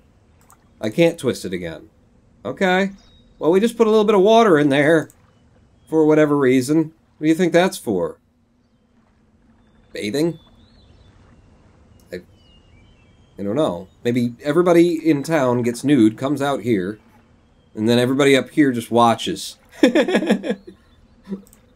Showtime at the Apollo. Anything to see? Oh, well, it's really, the sun is I wonder if that's like glinting off and going somewhere for how bright it is. I don't think that that's a mechanic of it. I've played the game before, but that's the kind of thing that I'd be thinking. And it might be true. I don't know. It's been since 1997 or later. It's an alien jelly mold, says Kenneth Wan. Yeah, that's how they make candy around here. Just pour all the candy in there. Goodbye, Noah Craw. He's heading out. Well, duh, Paul. Of course there's more people living here than just God. He's got to have worshippers. Down the ladder. Look at the animations going on there. Down the ladder. Everything is just slightly animated at this point, you know? It started out as a point and click, and everything was just pre-rendered sitting still images, and now look at all the water that's just shimmying on loop. Down again, and again, all the way down, and just, I mean, also just the construction of this world, you know? It looks the way that a primitive culture would construct things. And it's so highly detailed. So not copy-pasted. How beautiful that is. I don't know what the hell that is. Some railing going up there. Turning around, just a ladder to stare at. Alright, into the posts. Noticing these little hatch marks here. I don't know. Just seems to be ornamental to me. They're there, and there. They've been on all those little pillars that we've passed through. I wonder if they've been different and I haven't been taking note of them. And here's a ladder. Okay. To your left, you will see dock coming out. More pathways. Up here. What, starting to look like housing, you know? Lots of little things like there. Places people might live in. Turn to the right. Just more beautiful scenery that kind of trail is kind of hard to read because it's so grainy. 640 by 480, what the hell are you going to do? Alright, down this ladder, I guess. Wait a second. Wait a second. Is the water... Is that the water line? The water is just being pushed away by something. Oh, there's holes in the water here and here and here. The same thing's happening over there. And it doesn't look like there's a plastic bezel or anything. It looks like the water is just magically being held away from these areas. Alright, I feel safe. Let's go down. Can I go down? Will you let me go down? It's not letting me go down. Down the ladder. Through the hole. Yeah, there's nothing I can click there. Huh. Oh. I remember now. I remember what it is, but okay. Yeah, look at that. now that I've seen that this water does that, now I recognize that that is the, like, water being pushed away mark somehow. Weird as tits. Can I go over... There's a thing there, too. Is there some, like, lever I haven't pulled, or... There's got to be some way to progress forward. I can't go any further forward down this hole. Okay, wait, is there something there I'm not seeing, like a thing to pull, a button to push, something to something? No, that's all down the ladder, pawn. Okay. Okay, we gotta go back to go forward. Go back to go forward, so... Yeah, keep your eyes open. Gotta notice every little thing. Oh, and look at, yeah, now that I've seen that, that hole that's just being warped out of the water. It is an alien jelly mold. Uh-oh. Game just crashed. I clicked there and mouse went away and yeah. Yeah. She just died on us. That shouldn't have been like an animation point either, I don't think. There's rails down there, like maybe some conveyance comes through, says Kenneth 1. Huh. Huh, yeah. There were rails underneath there. I wonder if the reason I couldn't climb down there was because whatever conveyance that you travel by wasn't there. You know? Otherwise, I'd just be standing on the rails. And that third rail, there's so much voltage through it, especially passing through the warp water. Never know what the hell's going to happen. Yeah, game art crashed again. And it's not that the game has crashed, because I can still access, like, this stuff, but that, like, the loading engine or something transitions best is what I want. Options, water enabled. We're not using zip mode. 640 by 480. That's how the game starts, is 640 by 480 resolution. So maybe if we were playing in that, it would be fine, and then I wouldn't be using the magnifying glass, and maybe that's causing issues as well.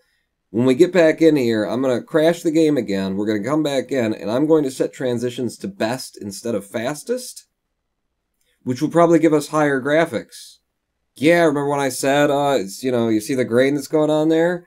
I'll bet it was the lower resolution graphics. Maybe. Yeah. But I'm going to have to reset it because I got to crash the game in order to... Well, no, I don't have to crash the game. I can just exit it. And we did recently save. I saved when we were looking down at the hole, I think. So exit the game. Hold it to. It's going to do it. Just give it a second. Just has to think about life a little bit. Maybe. I might have to crash it manually again. Oh, Riven. I hope you work when you're not being live streamed this way. I mean, there's nothing tapped into it right now. It's just because the second PC is handling all the live streaming duties at this point. It's just all that's happening to Riven right now that it's not used to is it's being forced to play in 1080p by its own, you know, thing. I'm not doing anything special. It had this option, but it's playing in this small windowed version. And then I'm also running the magnifying glass to zoom in on it, which, when you're working with crazy virtual environments, which I presume it is for loading up a Windows 95 environment that it can play in, that something like that could be an issue for it. Other than that, there's nothing going on my system that's crazy. Riven is playing normally. I'm just zooming it. So give it a couple of seconds to unload and then hit the button. Riven is now loading again. It's going to be a minute, so join me back over here. My god, this game looks like the Indiana Jones games that I have on floppy disks, says Dendy. Were they like live action? Was there an actual like person? Was there actually Indiana Jones in them?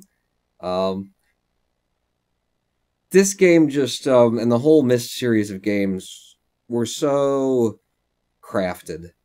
So crafted. You know? And they were crafted clearly by people who, like, envisioned a world and wanted to tell a story and and, like, the building of the world was part of the story, and it wasn't about, the industrial cranking out of another game for them, clearly. You know, first and foremost, I feel like these were storytellers. And they came up with, this idea of, what if you could write books in a special language and the book came to life and you could go into the book, and then you could write a book in the book and go to another book. And, like, they invented a whole, you know, the way that Star Trek And Star Wars, you know, the level of world building where there's so many stories that can occur within that galaxy, within that universe, within that set of reality. They did that for their first game, and then just had fun with it for the rest of the other games. And the graphics get better, and I'm sure the compatibility gets better the later you get on, because there are 5 of these games, and this is my favorite of all of them. But the others are good as well. I'm in the game. Give me okay. Come back over here with me. Transitions. Go to best. Maybe that will help. Maybe that will hurt. Good. We're on best for transitions. Now, open. Save changes. To what? If I click yes, it's going to try and open a new... No. Just open. Don't save changes. We'll go to curious. And then we'll tell the transitions to be best, because apparently that's part of the save file. Okay, so we're back here. Let's go over to transitions best. And maybe I won't... Yeah, I'll save it. What if it traps you? Just save it on. Okay, saving done. Now zoom, zoom, zoom. Okay, we're back in. Right click, left click. Wait for the mouse. There we go. Maybe it's just in and out is what's making it happen. But here we are back at this thing. And this is where I was going to end up heading back to figure out what the hell I'd just done. Can I twist this thing again? I can't. Okay, I was thinking maybe that would trigger something to unlock it. Let's go back down this ladder, and now that we know there's a spot here where something needs to happen in order to unlock the usage of another thing, just as I'm passing through here, as I'm looking, just keep your eyes open, people. Keep your eyes open, because it's one of those games where if your eyes isn't open, you're going to miss something very important. Through here, nothing on the walls to press or anything like that. Look down, can't go down here. There is this rail system that's passing through in that direction. Can't click on anything that's here, not a damn thing. So turning around and walking back the other direction, maybe we see something that we didn't see before. That rock standing out of place. No? No? Okay. I'm not seeing anything new, so let's head back up. This is where it crashed before. And it crashed again. Shit. Well, it's about time for a live stream break anyway. Damn you, Riven. Damn you, Riven. And again, the game isn't properly crashed. Because I can still do things here. It's just, the ambient sounds need to be there. The water enabled. I want it there. Yeah, those are all your options too in here. Damn you, Riven. Damn you all to hell. By which I mean I love you, Riven. I want to get you working in such a way as we could actually, like, play it through on the live streams, but I don't think that's going to happen. In any case, you see what I'm on about when I talk about Riven. At least a little portion of it. Just lovingly crafted by people who weren't going for mass production. Because, like, most of their game creation, I am crashing it in the background, too. Most of their game creation, think about it. What this was, first and foremost, to the people who made it, was a project, a 3D modeling project. And as I recall, too, because there's, like, videos on, you know, with interviews with the makers, Myst and Riven, they invented, basically, they came up with a system that didn't exist, or if it did exist, it wasn't being used for games development. I think they invented the system whereby they were creating terrain through a system of deformation, where you would simply tell it, it's very familiar to us now because we use it in games like Planet Coaster and City Skylines and stuff like that, where you start out with a flat plane and then you simply tell it to push in or push out, and you end up creating these terrain maps. They did that. But think about where they were coming from and where they started from in their process, because they got started on this with the idea of, wow, 3D modeling is a thing. I want to make my own world as a 3D model. And that's where they started. And it was just about lovingly handcrafting that 3D world. Because the game mechanics and gameplay and letting people, turning this into a game came later, would have come far down the road. This began with, I wonder if I can make, an island and put some buildings on it and, make a little secret cave and a secret door. And it was all done in just carving it out in a 3D builder, one of the early 3D modeling programs, to build this fantasy world that they had in mind.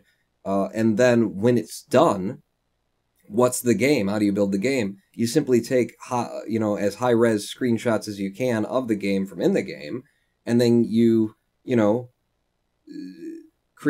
just tell, if you click here, then this happens. If you click here, load up a new image. If you click here, it was all about making that 3D environment, that 3D space, click by click. And because of that, the whole art project of it was the loving care of the design of the world. So when you got in here as a player and saw that, it was just like, holy shit. They didn't start out with the idea, let's make a game. I mean, maybe they did. But, like, first and foremost was the art of this 3D modeling. And if you're into 3D modeling, you'll never see, I don't know if you'll never see, but, I mean, this is it. Where else in the world is there, like, this level of 3D modeling art on display? In a way that you see it where it's not just, we made one figure of one guy kind of thing. They built an entire fucking world, and really it's just about this game is almost a love letter to the worlds that they built. These games, these Myst games, a love letter to the worlds that they crafted, by taking pictures of them from different angles and showing people, look at how we worked with the light here, and look at this and look at that, and it's just amazing. It's 2D looking 3D, Sister Macy, right? It's all rendered in 3D. It's all entirely real as far as 3D models go. But what you're looking at is always an image of their 3D world. It's always a 2D flat image of it. So, I'm going to do that thing again, where we open the last save file, curious.riven. And then I'm going to set the transitions to, they're already set to best because I saved it there. We'll zoom in and we won't go down that ladder since that ladder keeps breaking the game for us. Oh, I zoomed in too far. Yeah, that's alright. That's alright. We can have it there. Okay, now out and in, right click, left click, out and in. There we go. Got the mouse back. We won't go down that ladder. We need to figure out a way to just move forward in the game, actually. Because at this point, I'm playing it with a little bit, I kind of remember what was going on here, but if I don't remember what's going on here, which I'm kind of also there, what's next? I can't go any further here. I got to the end of that path, there's nowhere to go.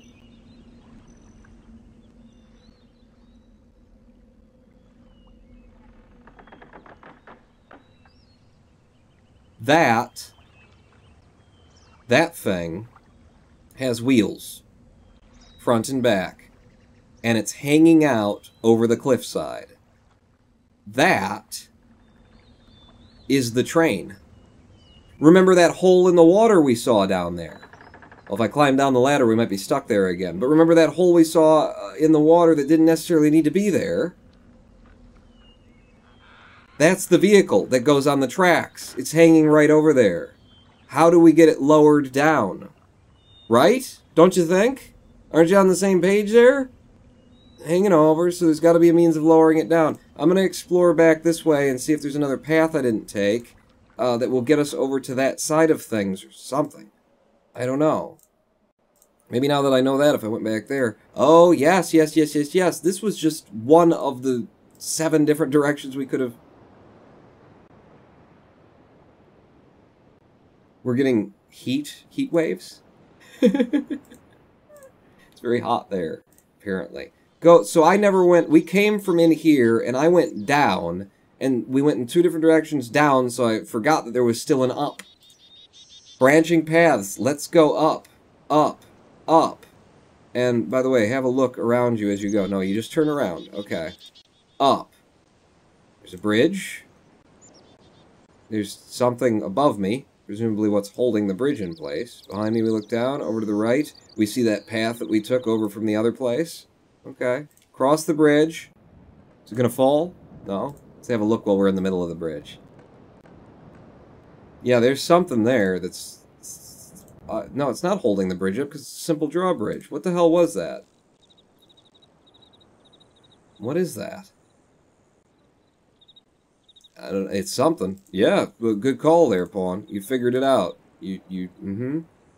And hello, big, shiny, dome-looking thing on that island. Remember when we looked through the door and we saw a big gold wall? Do you think it's a giant golden dome? You see the birds? Oh, look, there's birds. Birds, there's a birdie off in the distance, flying around. Okay, so this is becoming reminiscent of those images we saw in the starter area, in that first golden, smaller golden dome. Remember they had all the pictures of them tearing down the trees in order to make the things for the... It seemed kind of sad.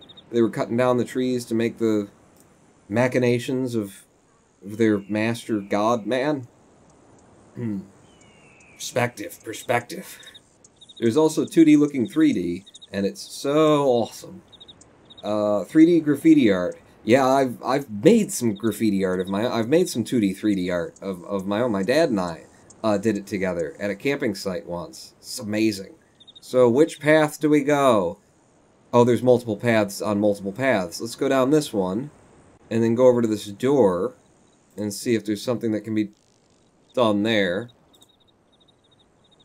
Hello?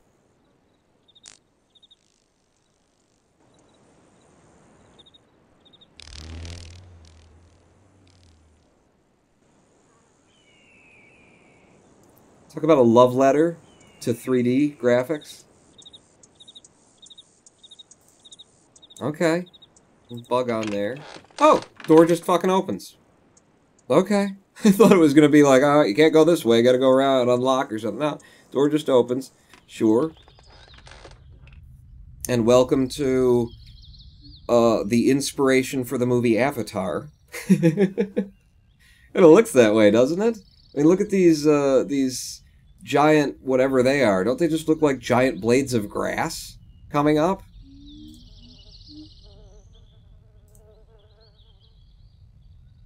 Oh, you got little blue somethings popping out there. Are those like little plants that are kind of photoluminescent? Seriously, inspiration for Avatar. I don't know. Not seriously. And then down here, what's that? It's underlit by... Okay, that's water. It's a little bit of water that seems also lit up. Okay. Wait a second. Is there a reason why you're showing me this? Because, I mean, that was a very short turn from there, wasn't it?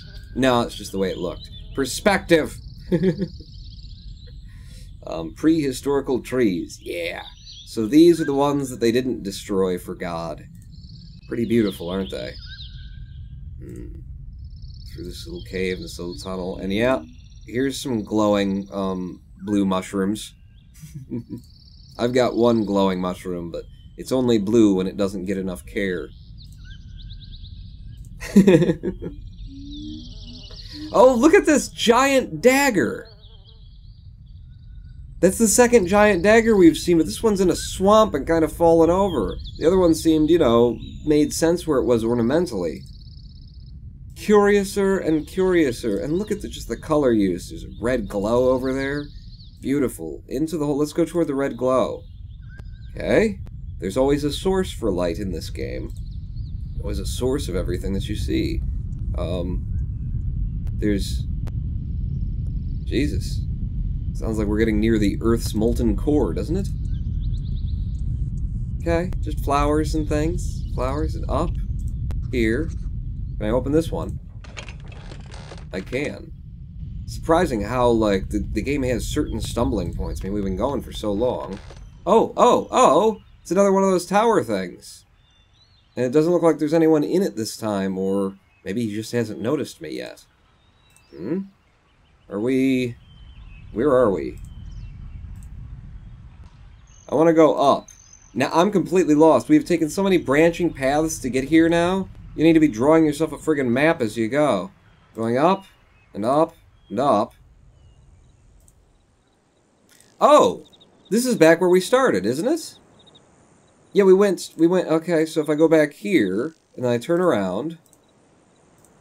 Yeah, we went that way and through there, and then this goes off that way. Okay. I'm gonna go back there. So now you don't need a map, because it all loops back on itself. Cool. So we'll head back through here. This is the place I didn't just look into. By the way, if I stand next to this place and look over at the tower... I can't actually see the tower. Oh. There it is. Okay. It's just so much discovery in this game. I wish they were still making games like this. Imagine how beautifully rendered... imagine what kind of beauty you could get if people were designing games like this for the point of pre-rendered environments and stuff like that. What you would be seeing. It might not even... It might actually just not, like, carry the same weight as this does because of the graphics being too good, you know? Too shiny, too detailed. I don't know. You'd have to do all of the work that they've done here, which is just an intense level of detail and gribbling and that sort of thing, in order to make it really carry the way that this does. Oh, hi! Okay, this is kind of hard to read because it's in the dark, but there's like a star shape over the head of a man who's... I honest to God can't make that out very, very well. He's either holding things or there's what looked like based on what we've already seen, I'm remembering the temple that we went into, and there were on the either side of the big open like dome kind of thing, there were those fish monster deals that had two kind of arms coming out in front of them. These look like the two monster fish there, and then, I don't know, are these people being cast down to the monster fish? It's hard for me to see. Sometimes my screen has, you know, the wrong kind of resolution, or the brightness and stuff. Tier 5, that's a new project for you. Ronan Pawn's World Adventure 2D 3D game. I actually... When I first played these games, I was so inspired that I did start drawing, like, my own images for construction and ideas that I had about, what you could do. Nice. You know, things that were completely just rip-offs, just based on everything that went on in this game, but I envisioned a whole... I've got notes for a whole world that was... It's a very Myst world, where... you don't know when you start out, but you encounter these things, and the lore of the world is that this world suffers from, like, seasonal high tides that kind of just eat the whole countryside, and when you...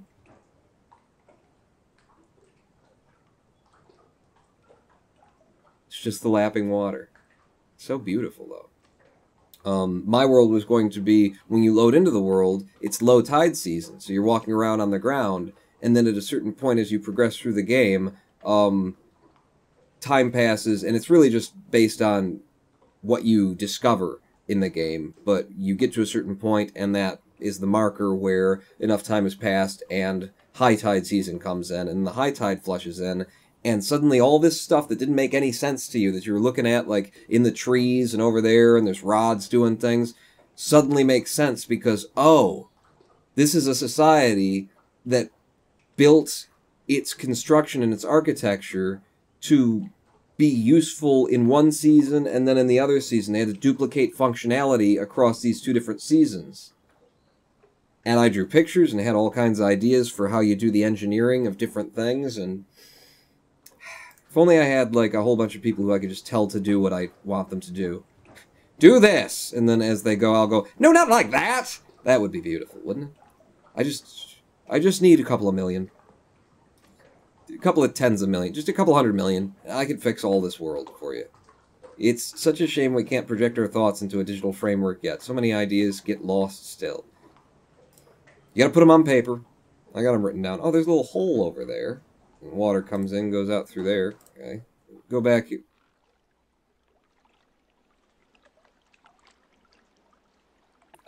Something's moving up there.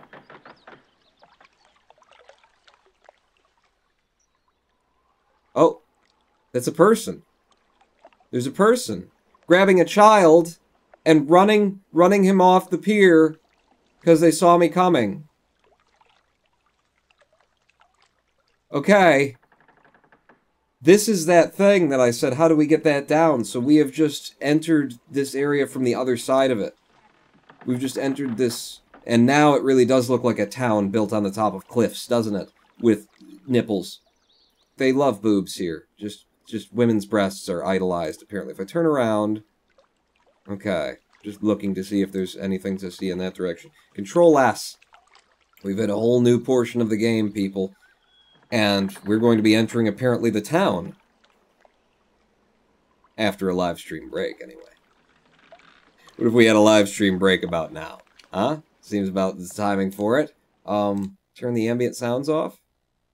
And it's technically muted. Perfect! Perfect! Let's have ourselves a live stream break. That pawn is the life of a producer, says Kenneth1. I need to be a producer, then. I'd be such a good producer. Just telling people, go do that. Go do that. No, you idiot. Not like that. Didn't you... it should be obvious to you. Even though I didn't tell you. It just should be obvious. I would be so good at that job. Be a producer. An investor producer. Which means I need the tens of millions. Hundreds of millions. Just a few billion.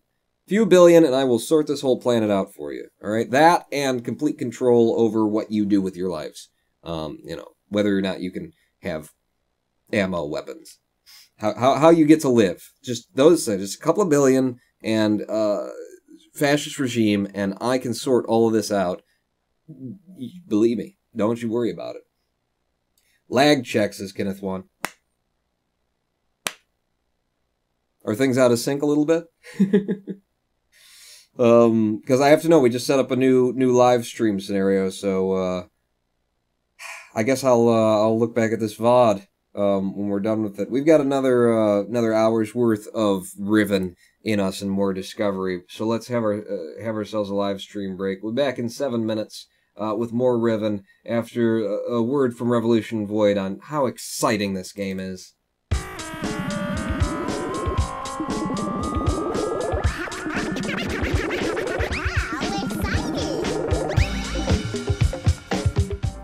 Back in 7 minutes. Don't go nowhere. Pawn not yet out.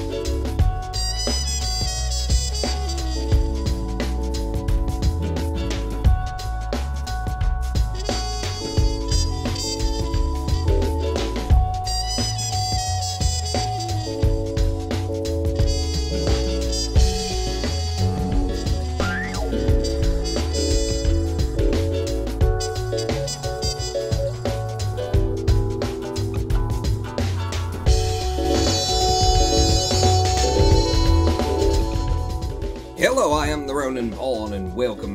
Shoot, I gotta mute the audio. I'll fix that by next live stream. Welcome back to a twitch.tv/Ronin Pawn live stream on twitch.tv/Ronin Pawn. Don't say I'm playing with myself now, Kenneth, because I do that. They might think that that's what we're doing on the live stream, that I've stopped playing Riven, and that we're just sitting here talking and I'm talking about Sudoku or something. We're still playing Riven. We're still exploring the game. Sadly, it's looking like playing Riven is going to be a demo for today, because it's just not, well, it's crashing so often, it takes so much to get back into the game. Although it's been holding together for a minute now, I shouldn't have said that out loud, shit. Zoom back in, and then once more, and then thank you for the musax and whatnot. Right click, left click, and I'm back into the game. Welcome back to the beautiful world of Riven. We've just discovered an alternate entrance into this civilization that is avoiding me. We've seen people. We've seen people off in the distance running around and gathering their children up and running them away. And think about, for a moment, second game that Cyan produces, as far as I'm aware, you know, the game immediately following Myst. Think about now they're into like cinematography, green screening, putting people into the image from the perspective of the camera at great distance. They've got, you know, either they're dressing up because they dressed up for their parts in the game, and maybe their wives and their kids dressing up in stuff and then shooting them with a camera and then layering them into the scene behind the objects and stuff like that. I mean, 1997, and this is what we were getting. It was fucking mind-blowing. Absolutely. Paul, my girlfriend thinks your music taste is straight from a software-born soundtrack. The track Whispering Through, says Kenneth One. Well, it's my taste in music for the live streams is anything that's public domain. This has been released Creative Commons attribution, at least. But, you know, I didn't pick anything that I didn't like or didn't have a use for. And yeah, okay, so I like softcore porn.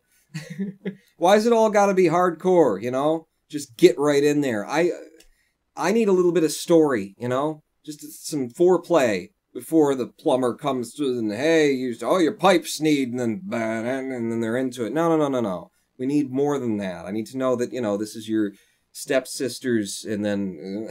Why is that such a trend in modern porn now? Oh, my stepmom, and it's, geez, I mean, it's fine. It's kind of, it's, we all know that it's just for pornography, but it's, you know, it's just, we've seen too much, maybe. We've seen too much. We can no longer appreciate, you know, Riven, the sequel to Myst, because we've seen other things, but there's so much beauty in here that we're missing.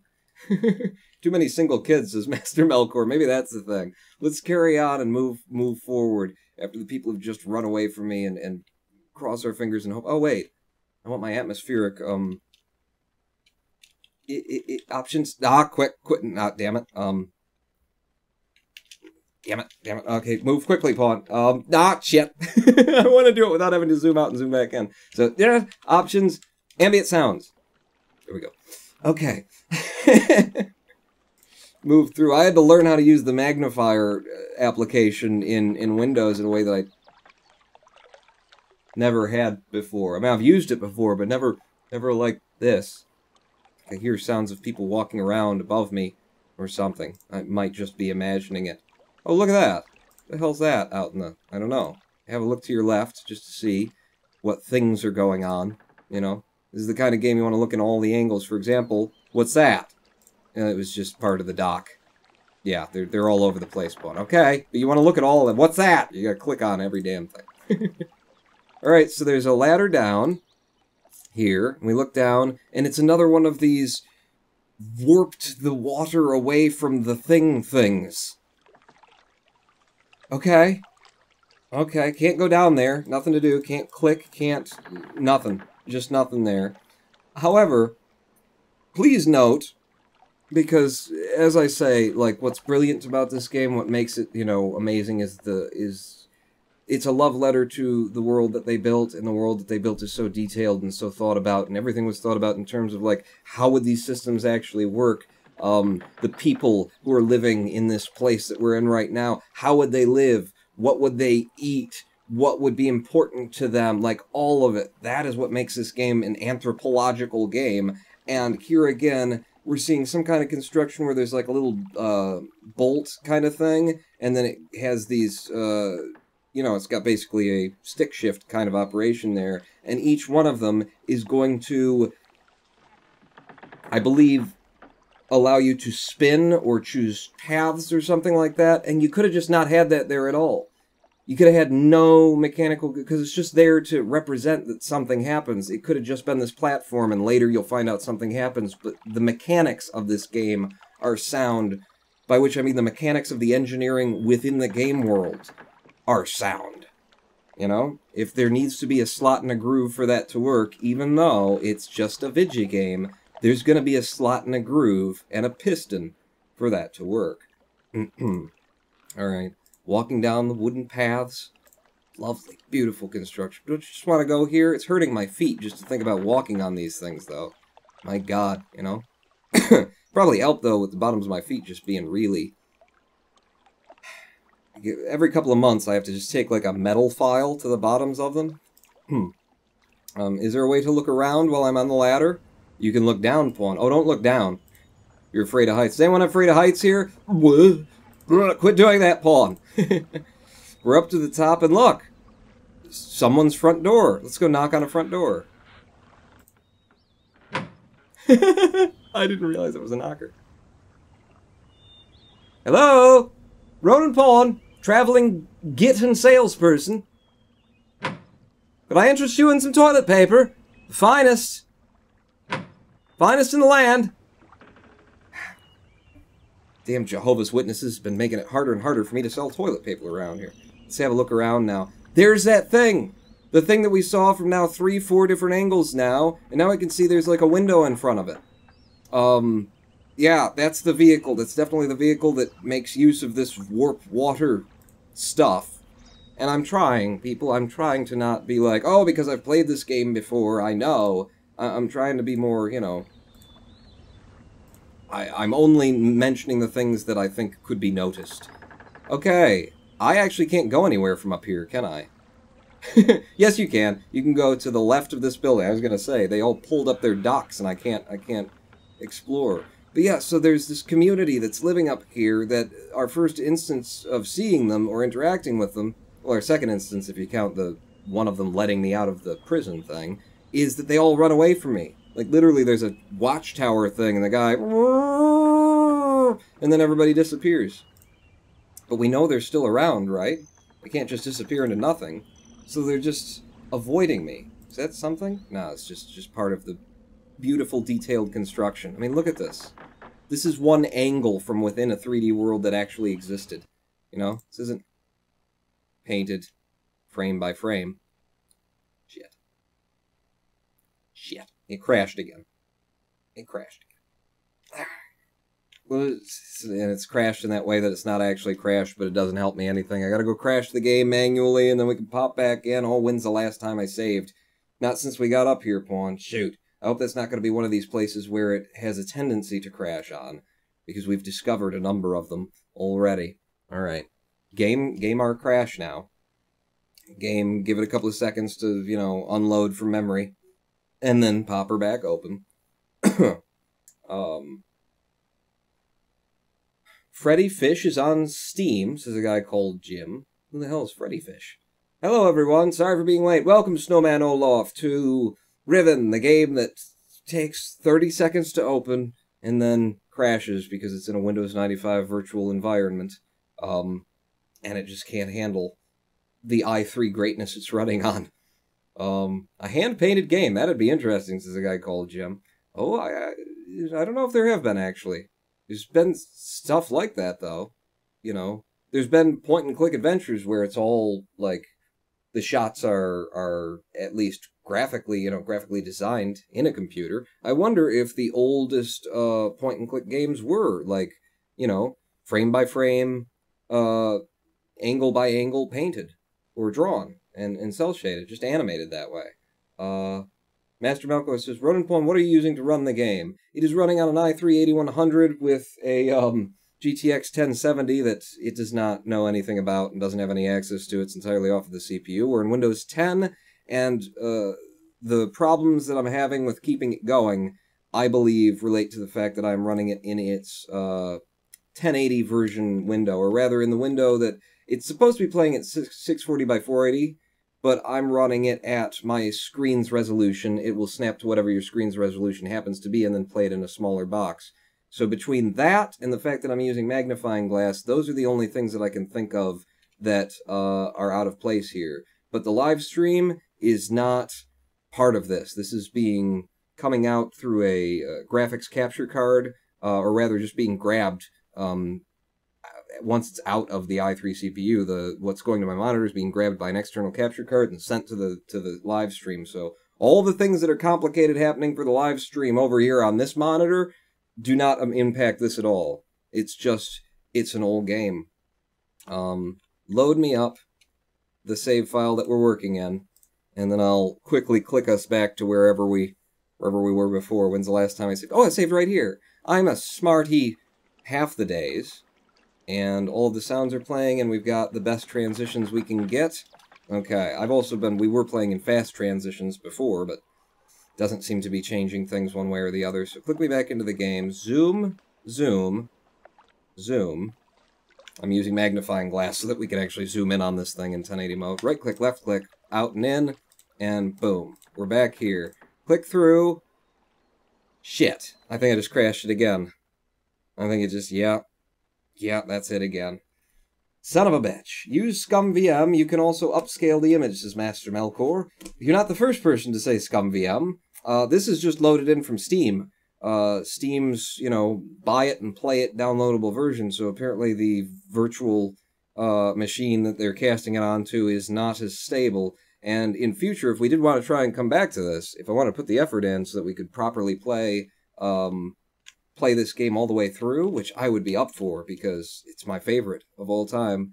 And I used to say, until we did this live stream, I said, well, it's one of my favorites. It's my favorite that I remember, but then again, I don't know if it's held up over time.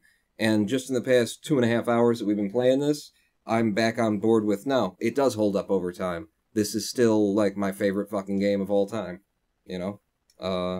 Not just in its class, just of all time. Where do you get anthropology as the core mechanic of any other game? Or just wait for a Windows 10 patch. What, to break it more? Because, good God, whenever they patch Windows 10, the creator update, that just ruined everybody's system, and it's still broken in a number of ways. You'd think they'd be fixing the problems as opposed to making more, but they decided to go a different route. Yeah, when I open up Riven, this is how long it takes. I'm sorry, not a lot I can do about it, at least today. If I do look into the fact, I'm going to write that down. What's it called? ScumVM? Scum. Alright. VM. And then I would have to get my hands on a copy of the game that's not the Steam copy of the game, which is easy enough. I know how to torrent, thank you very much. But I might even be able to pop the game itself out of the Steam, like, look at my mouse. Look at my mouse while it's loading this thing up. Might even be able to, like, pull the core game outside of whatever's in the Steam folders, so that's possible as well. The GOG version runs better and is supported fully on Scum, says Master Melkor. I just bought Knights of the Old Republic for $3 on GOG, on Lady Gaga's site, on GOG, and it's good that we have those options because, apparently, like you're saying, some of these games run better through the other contenders interface. But man, it's so convenient when you can have it all through one thing, and Steam is the one thing for me right now. So it was almost like, shit, I got it on GOG. They didn't give me a Steam code. Damn it. Curious about Riven. Of course, back in the day, it was just games on your hard drive and not, going through someone's something proprietary so they can make a little bit extra money off of it. Alright, back in the game. Just get me in and out, and come on, okay? Click by click, slowly. I don't think it's the speed at which I'm clicking that's causing it to do things that are breaking it. But I will slow it down just in case. We'll 1 click per second. I mean, we've been 1 clicking per second mostly, haven't we? I don't know, but definitely limit your clicking point. Click. Click. Click. Click. Control S, I just saved the game, because this was one of the spots where it froze on us last time. I don't know if we can keep doing the, starting the game up and refreshing it thing. This is a live stream. There is a show going on here. Oh, we made it. We made it over here. Control save again. So here's that vehicle that we were talking about that we needed a way to get it into the water somehow.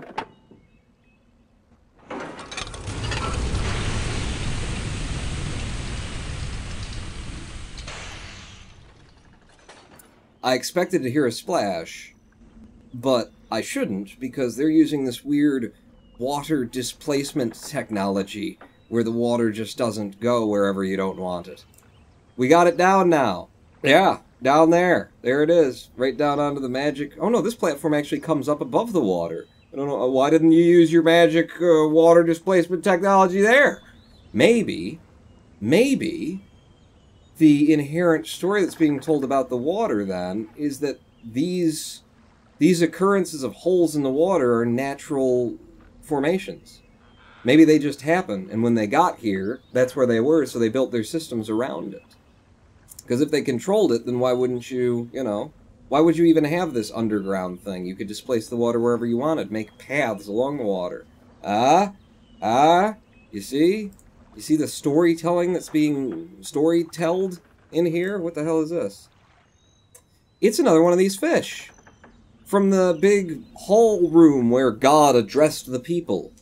By the way, it's now connected with me, the idea that when you go into that little room where he had the microphone, and then you go out in the other room and it had the big giant thing, he's got, it's basically his transmission room. I'm guessing that he sits in the transmission room, and then it sort of holographically projects him into the worship space, so that the people are looking at a giant version of him speaking with the voice of God through a microphone they can't see out of frame. Speaking with the voice of God from a microphone they cannot see because it is out of frame.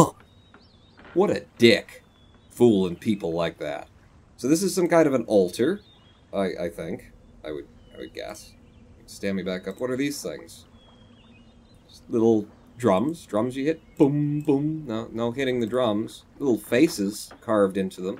Little totem drum majiggers with probably places to burn, like, something in, either candle or incense or something like that, because it is a metal thing, so you'd think they'd be burning something in there, and then these would be the drums that they hit for the ceremony, and they put a, what is this? This is, wait a second. Where's that, is there a place where, okay, that thing's over there. Huh. It occurred to me that maybe this is some kind of feeding place. You put the food there, and then one of these giant things climbs up the side and takes it and licks it down, and then it doesn't eat, another one of your children or something. I don't know. I don't know. Oh, but there's also a kiln. This is definitely a kiln, and somebody was using it before I got here. I'm sorry, by the way, to the civilians who ran away from me. I do apologize. Apparently, as long as I'm out, then they can't carry on with the day. This thing's going to catch on fire and explode because, I came around. Oh, they're cooking something. It's a grill. I mean, maybe it's also a kiln, but it's definitely a grill, and that looks like meat that they're cooking in there. Okay. They're cooking something in there, maybe to serve to their god. I don't know, to the other god. The god that predated the first god? Before the man-like god came, there were these fish creatures with the little arm tentacle things that come out the front of them? I don't know. What's this? What's this little bit?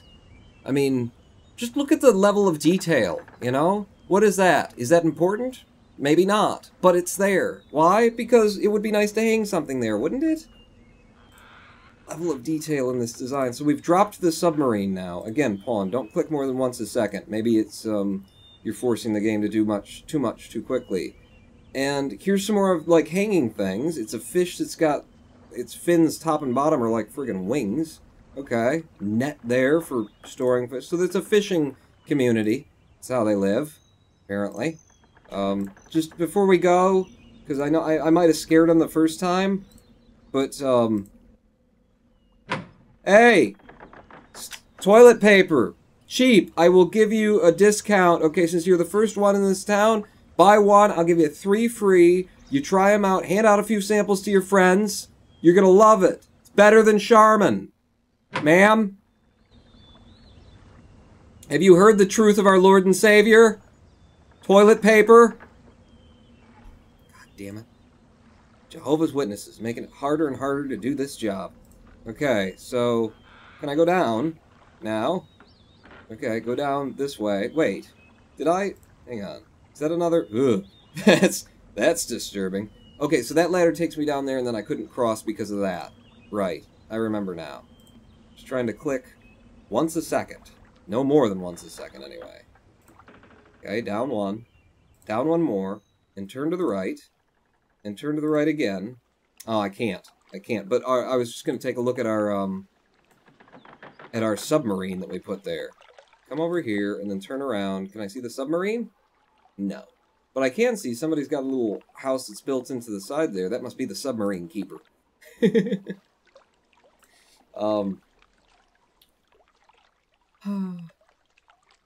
They are also releasing all the other games, including the 3rd and 4th Myst game, fully for the 25th anniversary of Myst. Oh, really? So they're patching it for Windows 10. I thought you were saying Windows 10 patch, that Windows 10 was going to patch something. But they're making a Windows 10 fully compatible in all of the games? Then we will play all the goddamn Myst games on this channel. Because I fucking love them. What was that on the wall? It's just a bit of shit, just shadows being cast. It's 640 by 480. Some of the things look weird. Wait. Is that... What are you? Doesn't that look like something? Aaron? Oh, it was that. Perspective. There's some kind of, like, lever or telescope or camera something out there in that, rock. See, like, all of the weirdness that's going on in this world. Like, what is it? What's What's happening? How do these systems interconnect? And it's just so fully realized that... Okay, I'm upgrading to like 750 milliseconds per click. Because we've got a long walk now. So fully realized that the attempt to like understand what's going on, you just got to put some time in. You just got to stay here and live here. Come to exist in this world. This room? I remember this room. It's pretty. Dried sunfish, said Master Melkor. Ah, yes, that's what they were doing. They were drying the fish. They weren't wind chimes like I thought. That's what I thought, too.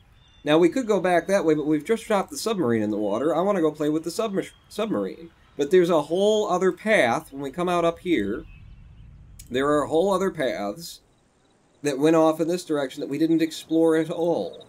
And in fact, before we go to the submarine, let's head down... No. Let's head down this little path and just see what was over here, because it's just a little corner that ends there.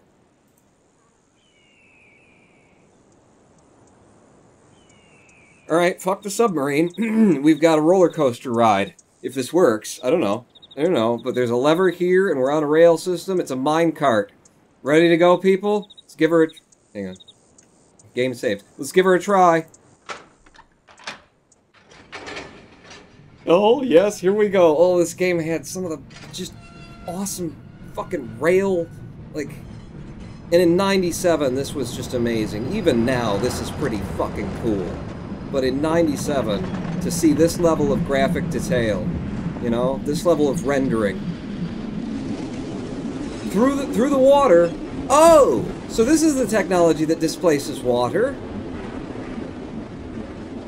Although we didn't see any of these loops at the other places, maybe they naturally form and then someone made... Jesus Christ!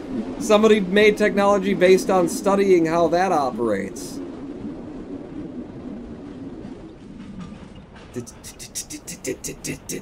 Alright, everybody smile for the camera. This is where they take your picture.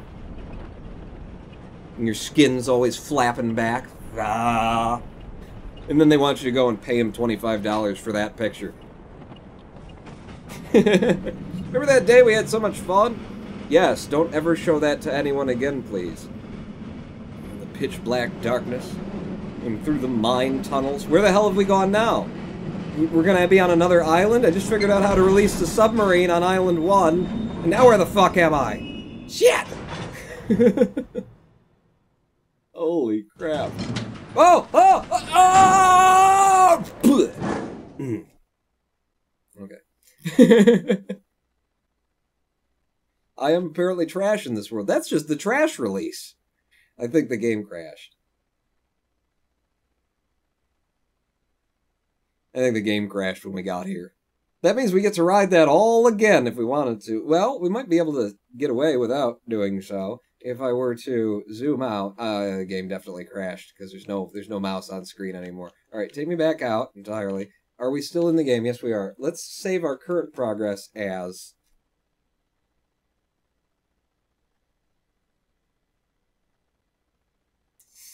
Yeah, that part of the game is not presently functional, and now I've fully crashed the motherfucker. Okay.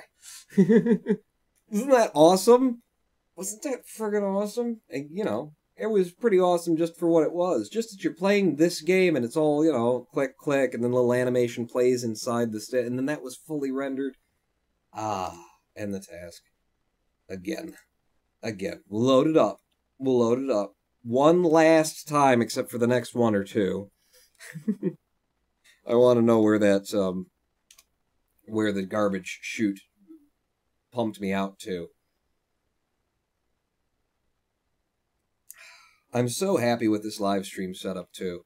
And that, like, it's been amazing that I've had so many days of energy that I was able to do all this stuff, because I found an excellent deal on the i3-8100 CPU and motherboard combo for $150 all said and done. And I couldn't not jump on that. So I bought the i3-8100 and the motherboard, and I pulled an old shitty case out that not built for this new technology. The power supply doesn't fit, and I had to drill holes and stuff to make stuff work. But I put it into a new case. I took half the memory that was on the old system that was doing everything, 8 gig strips. So dropped the DDR4 into the new Series 300 motherboard, and put the best CPU or best GPU I've got, the GTX 1070, into the i3-8100. The lowest and cheapest CPU in the modern line of Intel's chips, by the way.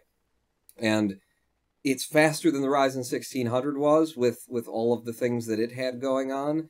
And now the i3-8100 is my pure gaming system. And then I've got the external capture card, captures the video that's going to the monitor, sends it over to the Ryzen, which is also running on 8 gigs of RAM. Haven't had a problem with that yet. And the setup of this is so fucking complicated. I could do a YouTube video explaining how to set up a 2PC streaming thing, because I've tried a whole bunch of different methods, and this was the one that really worked. Open, where we were the last time I saved, before the game just died on me. The Ryzen can go faster. It depends on the game, though, says Master Melkor. I don't know, because the thing is, the Ryzen 1600 is its power. Here we go. We'll talk about this while we're going through here again. Its power is in its multi-core processing, and I'm not aware of a game that really takes advantage of multi-core processing. Intel has better quad-core processing, and games, if they're going to do multi-core, they're going to do multi-core as quad-core.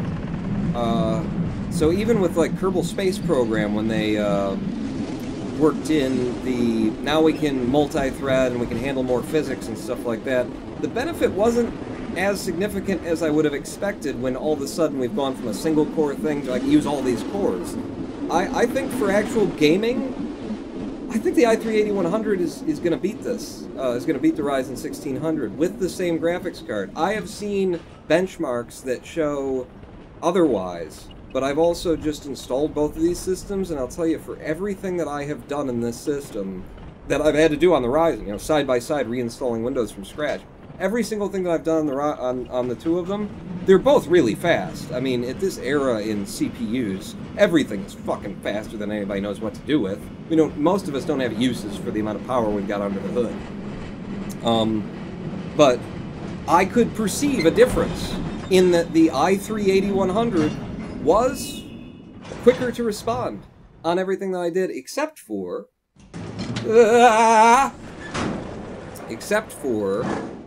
unzipping files, because that is a truly multi-core processing kind of a thing, and the Ryzen can take advantage of that. Yay, it didn't crash this time.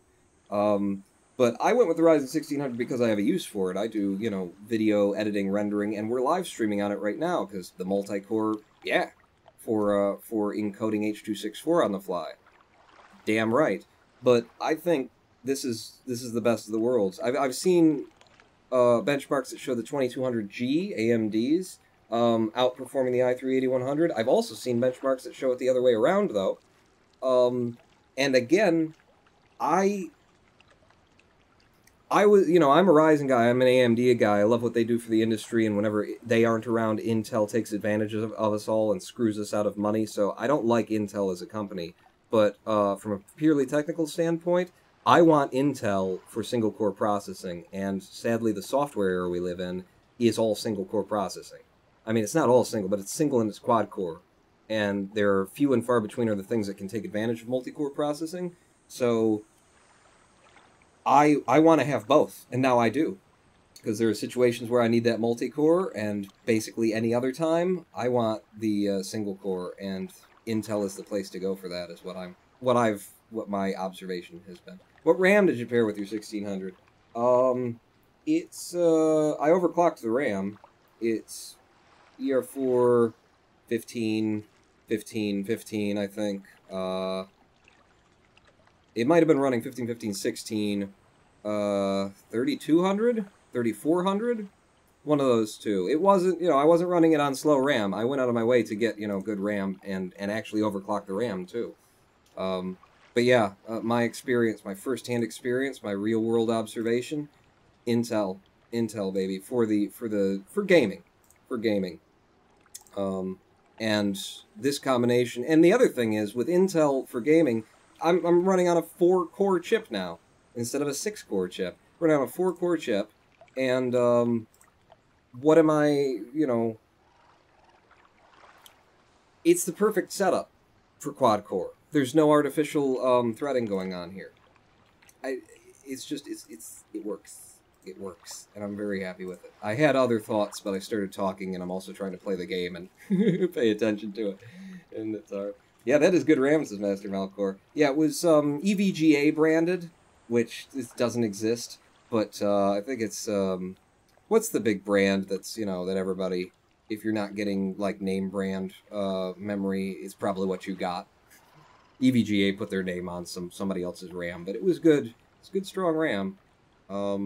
So, we've been shot out of a garbage chute down here at a pool's edge on God knows what, a different island, possibly? We're completely hemmed in on all sides by cliffs. And over here, we've got some kind of mechanism for... Yeah, it looks like it is a garbage chute. Or maybe it's for, like, refinement or something, because this looks like it's threshing whatever's coming in through the chute, and then pushing it out a pipe and sending it over here. Or maybe that pipe is used for, I don't know, can I get to the other side of this thing and have a look back at it, just to try and figure out what we've got. Oh! Well, here you go. Here's the thresh. I was going to say, pushing something through a pipe. It's threshing whatever they shove through. Oh, was this how they cut down the trees? Because this thing started at where the trees were all cut down. They cut down the trees, chopped them into logs, put them in the thing, came over here, it threshed it, and turned it into this, so that they could power whatever it was that their, white Jesus God, supposedly, what their prophet from the tentacle fish told them he wanted. And this has blue flames underneath it.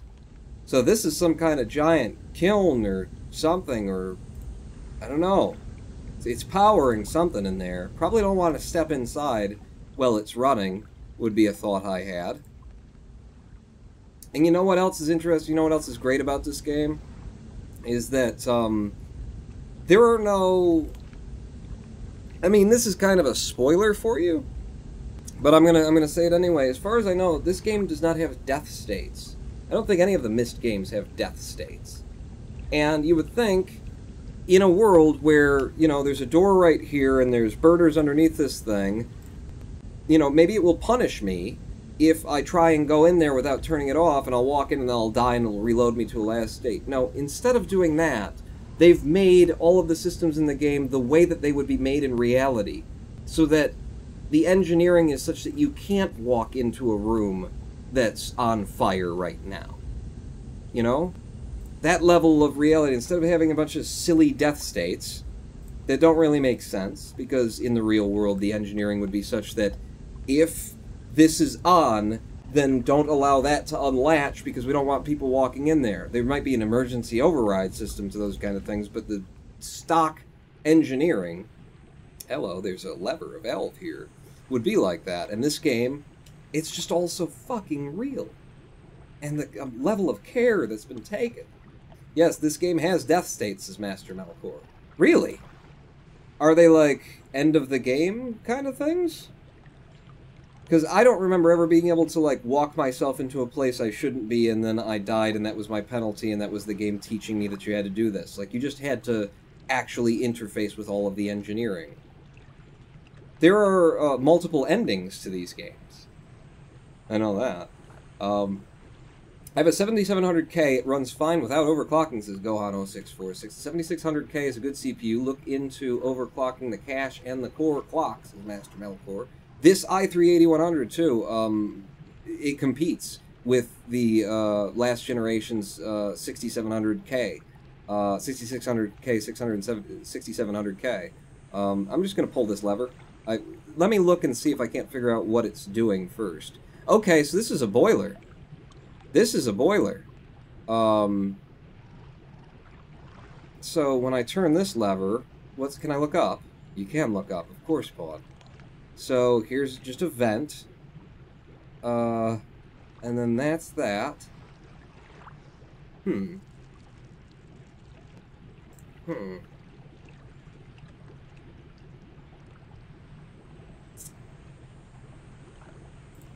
Let's turn this.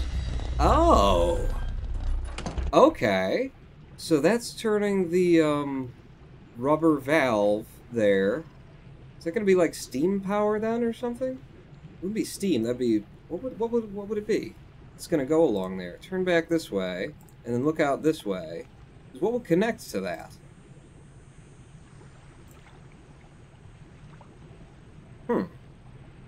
Well, we've turned it... Oh, well, that breaks the connection. It's going down there, and then this breaks it off and sends it that way.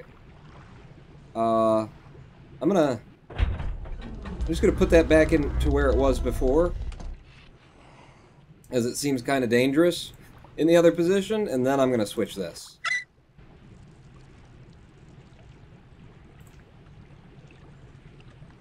Still doing that? Oh, I didn't even notice this lever over there. Okay, so this thing is switching where the input is coming, and the output is going down to there, and then off in a variety of directions, feeding power to... See, this comes off from the center there and goes up there. Okay, so this is going to be just... It's creating energy and power for this area, and I can switch it in place or out of place. So that comes over to here, and then goes in. So when I open this up,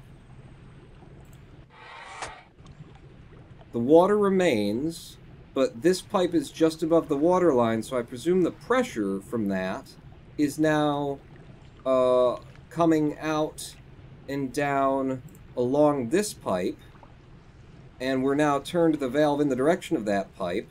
So, did something happen over there? Let's go out to the end of that pier and see what's going on. Shall we? Shall we? It's a steam drive, says Dramasian. And Kenneth says, Paul, and there's another lever on the right side when you're looking at the boiler. I missed it at first, didn't I? Hologram 1 cheering, I am very much not entertained by this game, but resub time has come around, so meh. Oh, it's not a cheer, it's a sub. Thank you, Hologram 1. Thank you for shitting on my favorite game ever. God, now it's ruined for me. It's okay. It's okay. You don't have to love it. You just should. You just should. Ah ha ha ha ha ha ha ha ha. So, the pipe that's coming from the steam boiler over here, is that it? Oh, it's hard to tell from my perspective right now if it's this one or it's that one, because when I turn 90 degrees, it could be the one that's closer to me. It's there. Yeah, it's got to be the one that's closest to me. So, that steam valve is now coming out here. If I... This is going to be the direction that it goes off into, right? It's always going to come through there, and then this is going to control which area it's going to... Well, no, because if it's in line there, then that opens that to go in that direction, then? Are these all three inputs, and that's an output? Pull it over there. Where does that pipe go? Let's walk back down the pier here. and try and understand what's happening here. Thank you for popping some pawns in chat, Dramatian, for Hologram 1's thing. You're welcome, Pawn. Ruining things is what I do, says Hologram 1. Well, you're in good company then, aren't you? No, Pawn. Not the lever you realized you missed. There's another third lever at the boiler screen. Oh, okay. Okay, Skinneth. I will have a look at that. So this one is connected to over here. Shit! Game broke damn it. See how quickly I can fix it. Since I've been kind of taking my time and being gentle around it, let's see how quickly I can crash it and reopen it. No, that's not. You're not doing it quickly there. End the task. Riven. Done. Okay. Back over here. Get the other screen up. Give it a couple of seconds to be down and unload and that sort of thing, and then start popping Riven open again. That's as fast as I can do it. Shit. So goddamn interesting, this game. And, you know, I've played it before. I've solved all these puzzles. The puzzles just keep getting harder and harder and harder until the last puzzle, I wandered around the island just taking notes and details and trying to figure out, like, observe every little detail because there was something that I was missing. And it was the tiniest little thing that I hadn't noticed in my anthropological study of these people who live here, which is what this game is all about, really, when it comes down to the gameplay aspect of it anyway. Tiniest little thing that once I figured that out, oh, that's then the thing in the other. I'm trying not to spoil anything for anybody, even about Myst, because there's a number of people in chat who haven't played Myst before, which is just surprising to me. It's a little bit surprising because it's so much of games history. I mean, it's PC gaming history, but for PC gaming, Myst is, I don't know, it's on a level of Mario, you know, in terms of being just, holy shit, this is good. Who cheers? Jermaine Chington on another note, Cedar Point Park opens tomorrow. Does it? God, we're still getting really cold days here. I mean, they've been really nice. Just, sorry, knock on glass. Didn't mean to say anything. But, I'm surprised that they'd be opening it this early. I wonder if it's going to be they're open some days and not the others, and I don't know. But, I mean, I could have swore that we were going to get, like, winter-like weather soon. Ah, shit! I didn't save it when we got past the cart path. Oh, damn it. And that was one of the places where it froze before. Well, this ride is fun anyway. It's a fun ride to do. Yeah. Let's hope that it works out. And if it doesn't, I'm just going to have to say, that was Riven.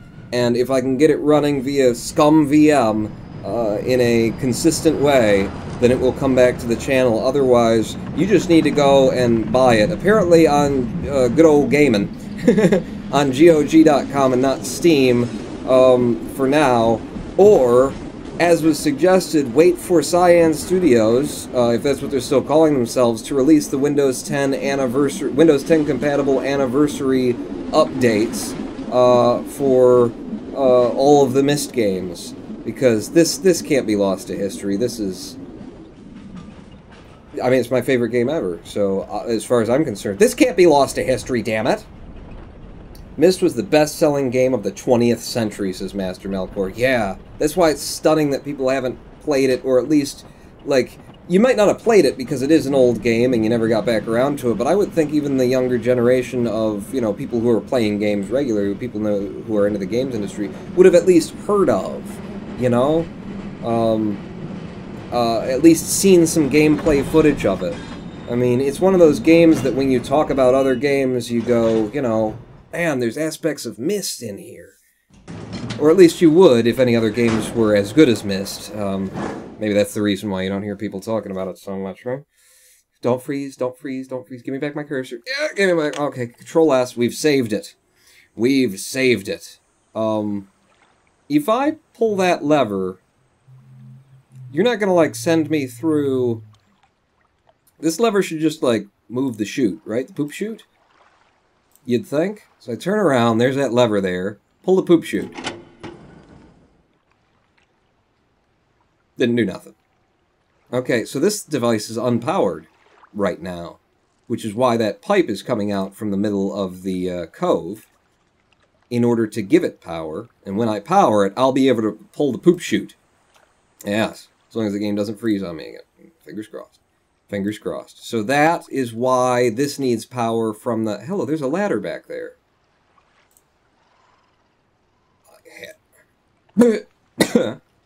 Hadn't noticed this ladder before. Another poop chute! Alright. Alright, we're safe. We're good. Open. Oh, so that's how I get back in if I want to go back the other way via the cart. Understood. Thank you, game. Don't want to leave this area yet. Many puzzles still need solving. Okay. It's another thing that this game took very careful measure to do.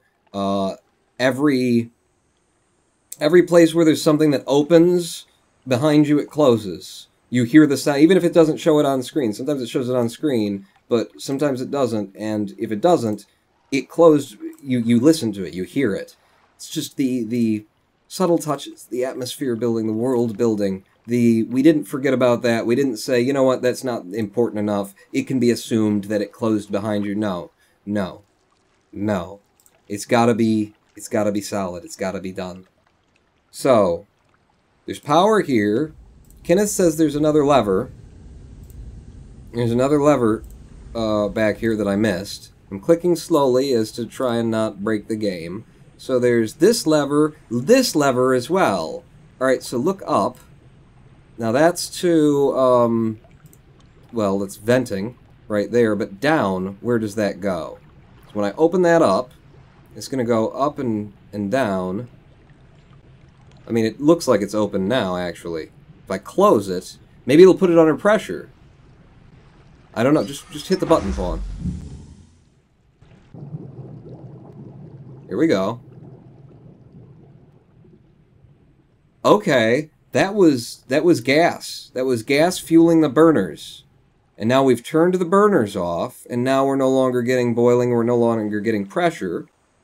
And if I hit this... No. That turns that up. There's got to be like a way to release the water. Spin you out. Maybe that's where the water comes out. Look up again. What is that? It does, there's that, but that's not below the water line. So that's probably not where the water comes out. What did I discover that did before? Did I discover it did anything before? I don't know. But we've killed the that. If I open you up...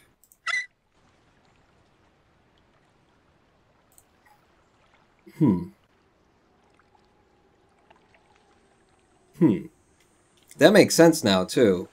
Because that would be the... see? That's the pilot light. Now the burner's active. That's where the gas would come out. So, yep, there's your pilot. Your pilot, and then, so you still got some gas going, and then this feeds it in there, and then or that goes down there, rather, and yeah. Yeah, I need to look at, like, the underside of this thing. You remember the CD swap when you pulled the lever for that trip? Says Kenneth 1. Really? No. Absolutely not. I think I don't know. I don't know when I played this game, if I was playing it on CD. Hang on. If I turn around now, it'll show me the temperature is no longer too high. And the door can open. Oh! Okay, I figured the water was too high for me to enter. I figured I had to drain the water. I don't. I can just go in here and get all steamy. Oh, God. Ugh, covered in just sweat and filth. I think I still do need to drain the water at some point. I mean, what's this? Look down. Yeah, I think I do. Okay. I need to look underneath it and see, since it looks like the water would drain. I mean, it could drain anywhere, but we need to get underneath this thing. We need to go down the stairs and have a walk around it so that I can figure out what's going on here. So over here, can I go off in that direction? Of course you can, Pong. You've already been down this direction. You looked at the flames. So, that pipe is coming in there to the middle of that. Right. Is there maybe like a lever or something that I can... Something for that pipe? I didn't... What did I just click to get here? I don't know. Lever? Pipe lever? No? Now that would be a big pipe lever for a pipe that big. That goes up there. So, that's weird, isn't it? The water pressure would be coming from there or from under there, or maybe it's not water pressure. It's a secret tunnel that you travel through. When you get the water out of there by draining it through somewhere else, that's a secret tunnel that you get to go through, or you could travel through to the probably. Probably something like that. So where the hell does the water come out when I need to drain the water? You prick. Yes, no. No, over here. Over here. Turn around. Save this point in the game. Head down over on this side of things. And get a better look-see. Aha! Aha! There's a pipe that comes down right there that empties the water, I think. Maybe. Or brings the water... That brings the water in. Ah! This one sucks water? That would make sense. So you close that and then it sucks water to refill it when you want to refill it and put things under power, and then this is the drain. Alright, we've done the engineering work, and then here's the gas line, I believe, coming over to feed that. Yep. Yep, okay. Now that I've got an understanding of it, I still won't know which levers to throw in order to achieve anything. How am I going to drain that water, then? I know which thing drains now, and it drains through the... Wait, look at it again. Yeah, it drains through the bottom there.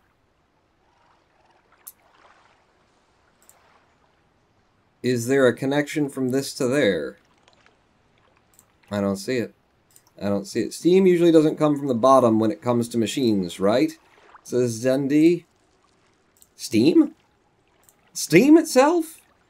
Turn over here. Now we can go in there, but the water would need to be drained for me to go up that pipe. I don't really need to necessarily be going up that pipe. I should be, like, shoving power to other places, but I'm just trying to understand the system. So that's how you, suck water. We don't need water suction right now. We need water dumption. So we got this one to turn, we got that one, we got... This is power output. Decides where the power is going to go. But this is the one... Wait, you go up there, and then... Oh, is that it? It's wrapping around there? And then so it's taking its steam power from up here, I presume? Do you presume, Pawn? Let me just throw this lever once. Yeah, water stays in there. Yeah, so that's for power sending. But where does this one go now? Now I need to know where that line goes. Because we're changing the source. The source is either coming from hither, which would be, you know, powered from there, or it's going... Well, that's it, right? That's it. Aha! That's how you drain the water. Just put it together. Or not. Maybe that's not how you drain the water. The hell? So this is that pipe that we're switching between. And then we got this here. Let's open that side. And then flipping this back and forth isn't doing anything for me. But it's got to be an open and a close kind of a deal for that. Is it low pressure, high pressure? Like high pressure's coming from up there and low pressure's coming from down here? Open. So we're putting the burners back on. Which means animations, which means more chances for the game to... It's another reason I'm trying to figure this out before I click on things. One, just for the fun of it. And two, because, you know, I could destroy the game here. So right now, I open you.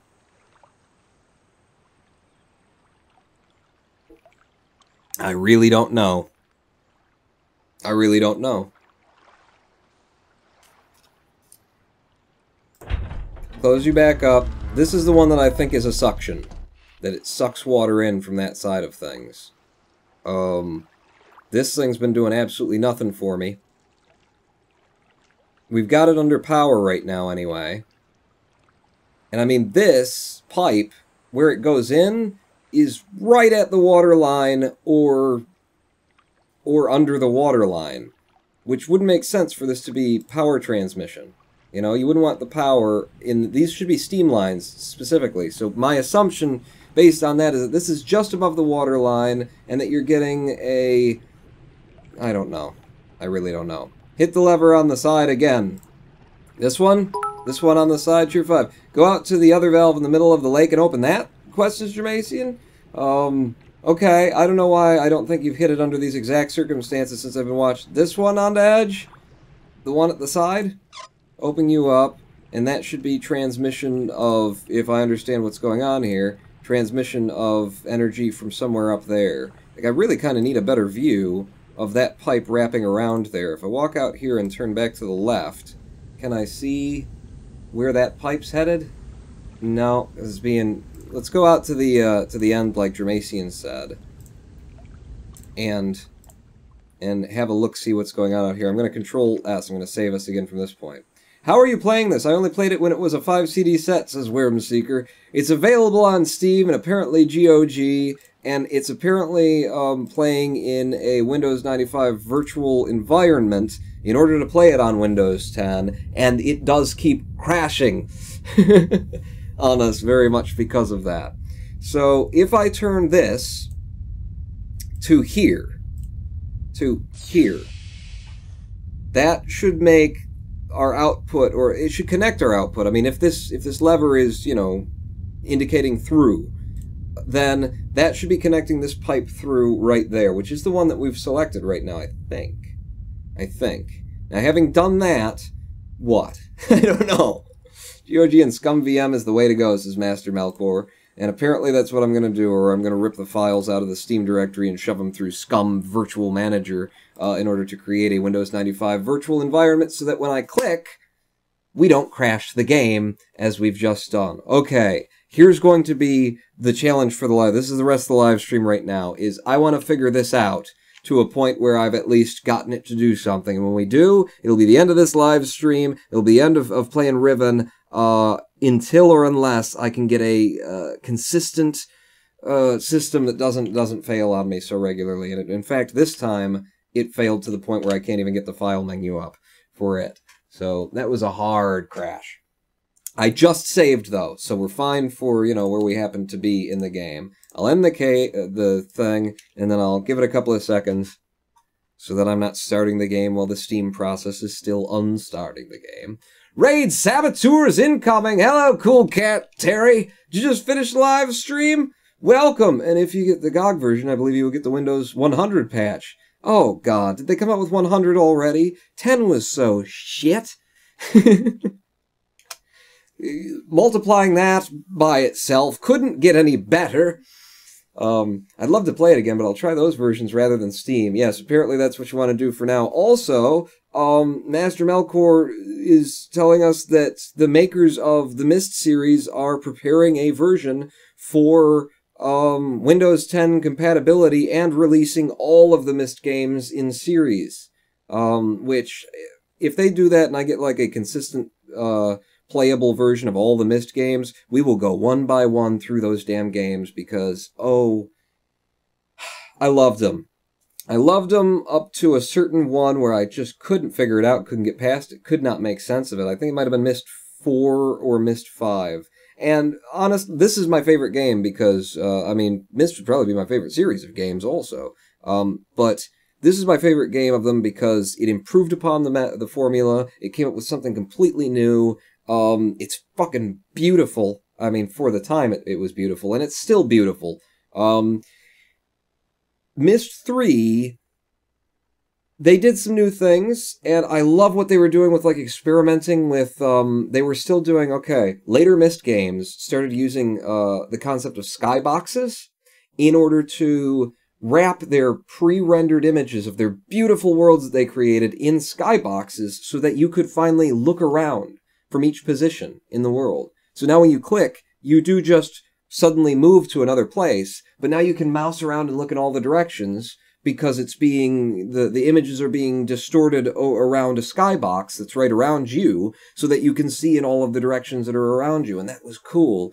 This is the best of them, in my opinion. This is the best of, like, the complete experience, and they nailed it. And then the next ones that were made were playing with new technology, and they have a lot of like thumbs up for that, and did a lot of good things, and were even more and more beautiful as time went on and all that kind of thing. But a complete experience, I don't think it gets better than Riven in the series of Myst games. Which is not an insult, it's just that's where my favorites are. That's where I think the best work was. Who's doing it? Ubisoft's still squatting on the rights for Myst 3? They bought the rights back? Did they? Oh, fucking hell. Get it out of the hands of...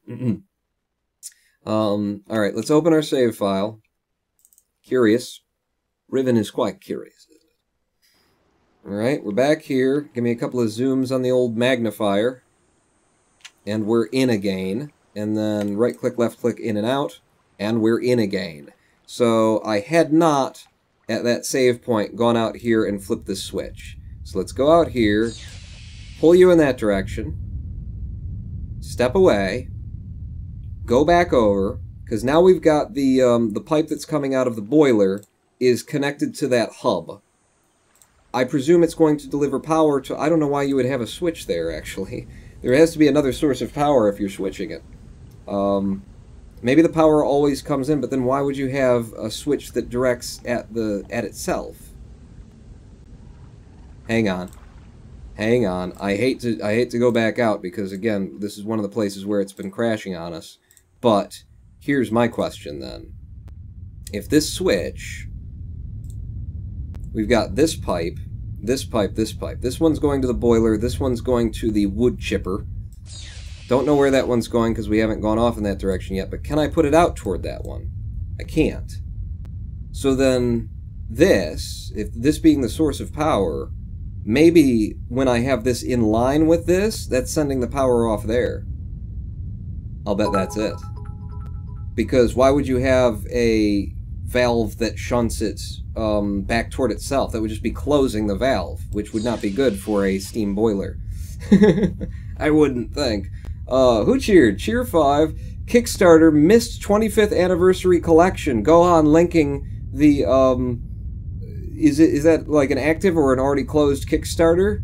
Where they got some money so they could buy back the rights? Is that how they did it? They get the rights back from Ubisoft? Ubisoft? Let's go over here. Okay, so now I've got the power from this should be going in this direction. Which means I should be able to make the wood chipper work. I don't know. I don't know, but we're gonna test that premise. And in fact, Control S again, save, just in case I somehow didn't save that. Over here, up the ladder. Okay, got to turn in the other direction for up the ladder. Up the ladder.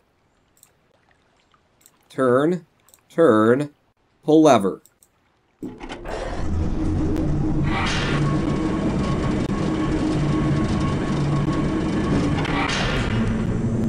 We got power to the wood chipper. Not that we need it. And I don't know if we'll ever need it in the game. If we're ever going to send anything down the wood chipper and have to have it here and then, like, why would you do that?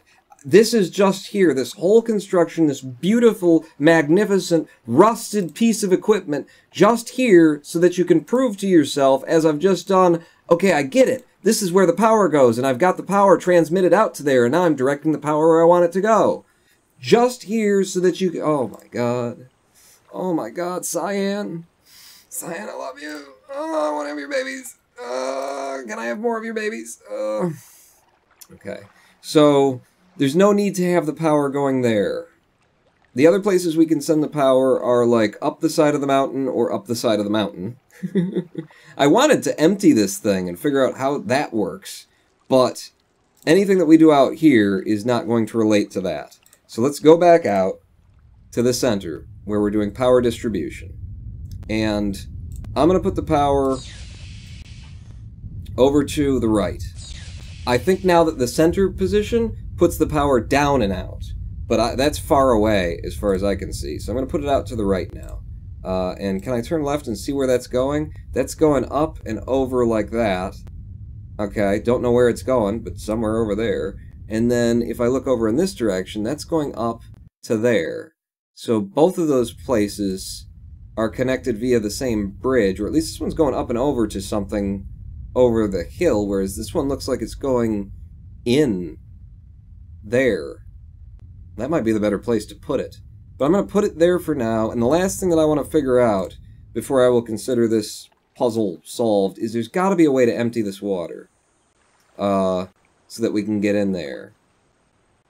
And as far as I can tell, from looking at it from down here, there's this tube that's in the ground that just goes out to the river.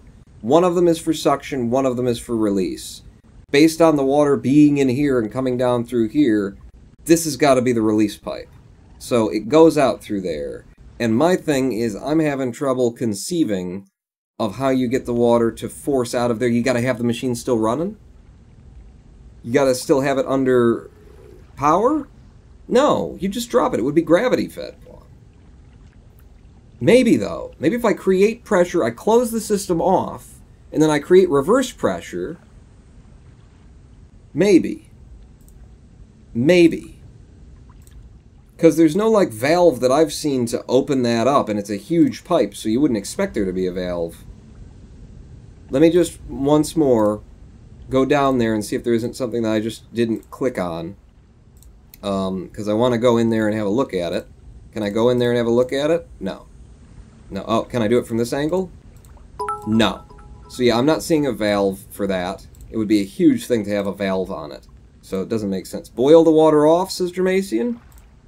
That's possible too. So I'm either looking at keeping the system running so that I can create reverse pressure by the steam that it's generating, and then it will push the water out and down and through and back into the lake, or I'm looking at leaving the fire on so that I can, like, open the door and boil the water. Well, you can't open the door well, but there might be a system where I can open it so that it will boil the steam off. Shit!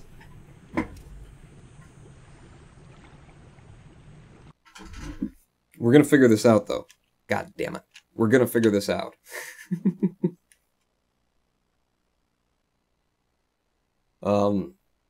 There we go. Back to that. End the task.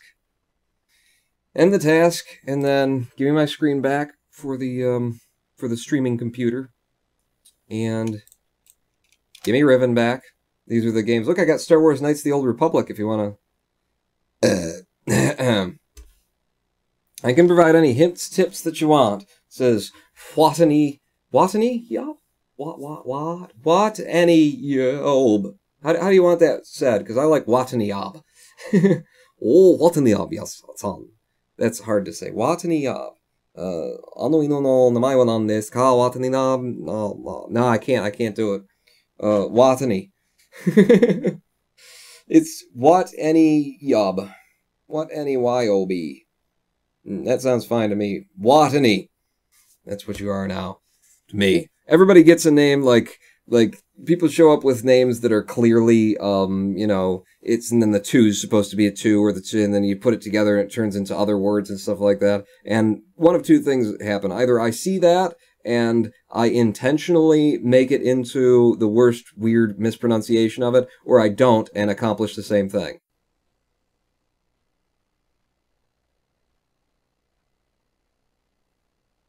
So, load me up my save file, and let's pump that water out, either by reverse pressure or by boiling it off, because that's another good idea, Germasian, boiling it off. We've got that vent that opens up to the side. Maybe that will just let the steam out, and then the steam, being the water having been boiled, will eventually... That seems like that would take a long time, and why would you not have... That wouldn't make sense, actually, now that I think about it, because we do have... We do have a opening in the bottom for it to vent out through. I don't know. It's a very complex system. It's just like a couple of different knobs you can twist and turn, and look at how long we've been spending on it. Okay, from here, save. So that if I have to reload, we're back here. So we've got it boiling. Under both of my circumstances, we would leave it boiling. If I open this while it's boiling... First off, what do you do again? Do you do anything when I hit that button? Send you out and down. I still don't understand what this pipe is for, because it's connected to this, and we're choosing the power source. I just don't understand whether it's like, is it a low power, high power kind of a thing? Would you get more pressure out of a system at its top than at the bottom, than near where it's bubbling? You would, wouldn't you? Because it gets up to the top, and then it pressurizes, it cools. Now you'd get more pressure from nearer, because up there it's cooling, and then turning back into water and falling, and that kind of thing. You're circulating it. Tier 5, turn the wheel, and turn the valve to the left. Turn the wheel. Like that. Okay, that's now open. The valve, though, really shouldn't have any control over the water, as far as I've seen. I don't know how I feel about paying that much for an LCD. What? Hi, Ronan Pons, is Ben Lundquist. Hello, Ben Lundquist. Man, that last name, it always makes my heart jump. Hello! You want me to turn this, though, right? It's to the left now. If I turn it to there, this really shouldn't impact that, but let's see. Now that that's open, and I do this... Yeah, no. Trying to figure out how the hell we get the water out of there. And I think that it needs to be boiling in order to boil the water off. Which is why I don't want to turn it off. This being open like that, why would you open this? Why would you ever open that? I don't understand.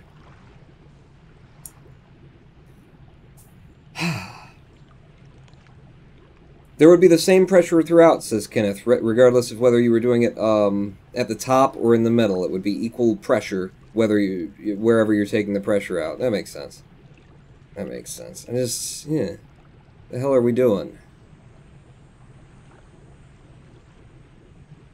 I guess I'll turn the boiling off. Because I don't see any way, again, I'm looking at this and saying, why do you have this then? This is the problem. I think this is what I have to figure out, because this line goes out and feeds power to the central hub. Okay? So this line going out and feeding power from the central hub, when it's in the other position, the position it's not, it's coming from here, which comes from up there, and I can't actually see where the hell that's connected to from where we're sitting right now, but I just presume it's taking the pressure from the top. Maybe it's... This one is so close to the water line that it's really weird that this is connected to that. And I'm just making that assumption. Maybe I'm reading it wrong. Maybe it's going from somewhere else. Maybe I need to walk away from this spot in order to be able to see enough what I need to see in order to figure this out. Tier 5 Yoda said, somewhere else you have to go and find what's in the other ends of the pipe. Yoda? I don't see a Yoda here. You mean Watney? Is power going there? And or do we want power to go there? Let's go explore from underneath and look back now that I'm thinking about specifically those pipes. So from here, from underneath, this pipe seems to be a pipe that goes down here. I don't have a good view on it from this angle. I can continue over to this side and look back. I mean, we got this big thing that goes off that way, and I can walk over there. And I believe there's a ladder that takes me up there.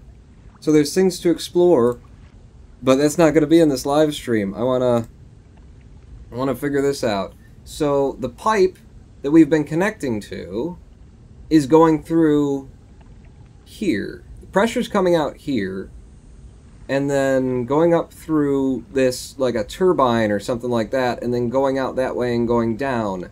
When we alternate the pipe, when we say instead of getting here through there, get here through the other pipe, the fuck is that pipe coming from?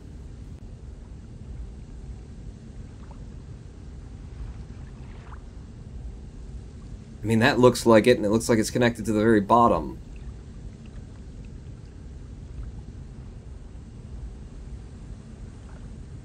Would that pipe then send propane instead? Or send fuel instead? Am I looking at this correctly? Turn left. What do you see?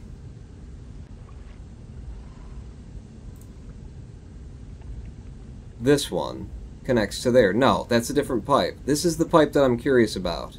And apparently it's that, and it is going over to there, and then it goes up that wall, and I was reading the thing right. I think you're misunderstanding the direction the power is flowing with regards to the pipe at the center of the lake.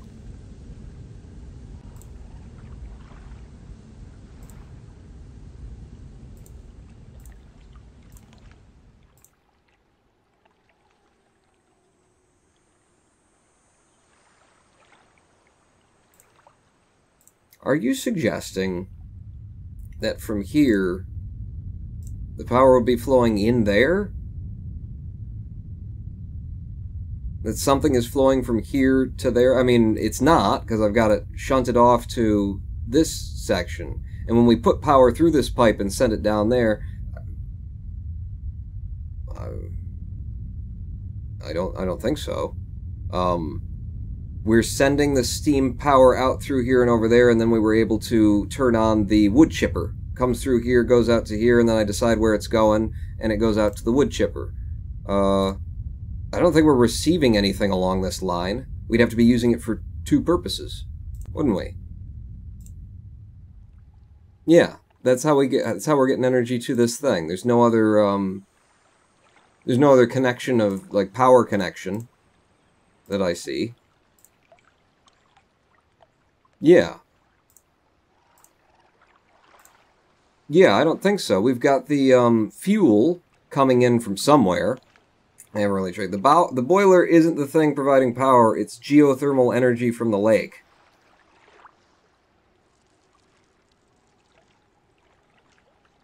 Okay. Sure it is.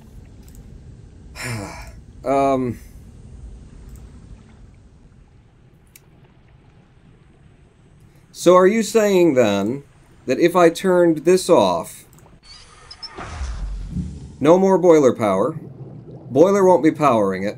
What? Says On the Edge? Yeah. If you're right, then I turn the boiler off, then we don't need that power to power this, because the power is just coming from magic lake energy. It's just deep enough. We are in a volcano, aren't we? Hey, maybe that does make sense. Let's see. So then the power is still going off in this direction then. And that should mean that I can go in here, go up here, go up there, and pull this lever even though the boiler isn't running. I can. You're right. You're right. I had not taken into account that we are in a volcano. That we are basically in a volcanic crater. Because it's a dormant volcano crater, yeah. Yeah, so I've been thinking that we got to have the boiler running in order to transmit the power out to these different places, which was what was confusing me about the fact that there were 3 pipes coming out of that. That's why I was thinking, well, in the center position, then I guess it's this, and then it's that, and it's the other. So then the boiler, which runs whether I've got this connected to that or not, because we had it over there and I had the boiler running, the boiler is receiving power from it as well. To what end? Let's change the power source over. Please don't crash on me. So now the volcanic energy is being transmitted to the boiler.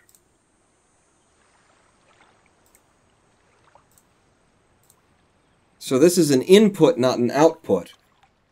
So we're inputting to either this bit up here or that pit that does that.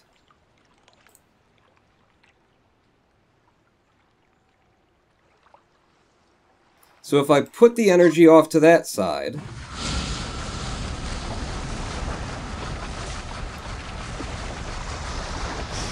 then the volcanic power, because it's an input, goes up to this engine that's mounted in here, this turbine thing, which then pressurizes the water out. It dumps the water out into the lake. Aha! Aha!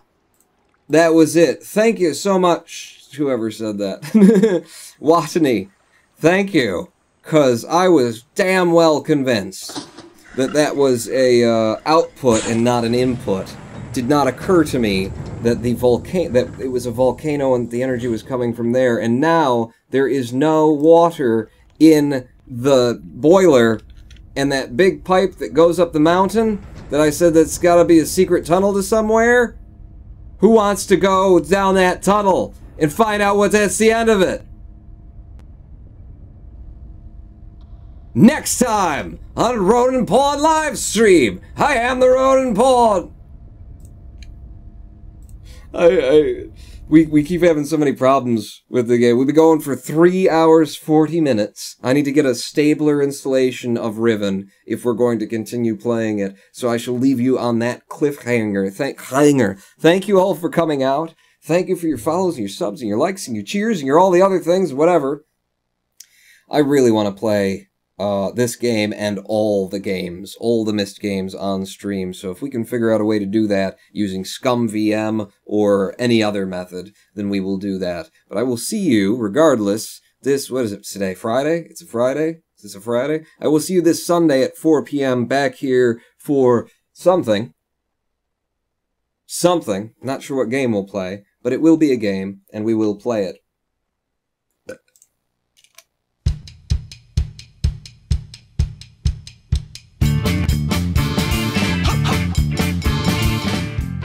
I am the Ronin Pawn! I hope you guys are into Riven and Myst, because it's in our future.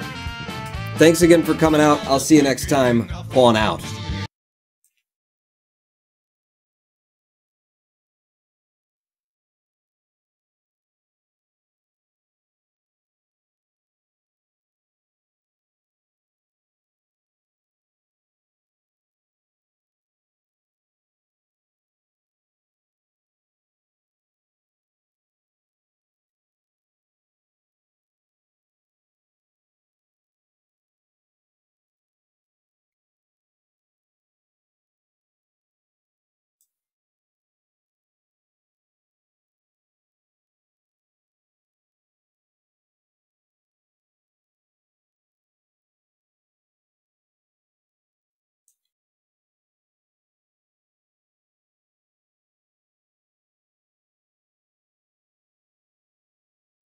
Thank you.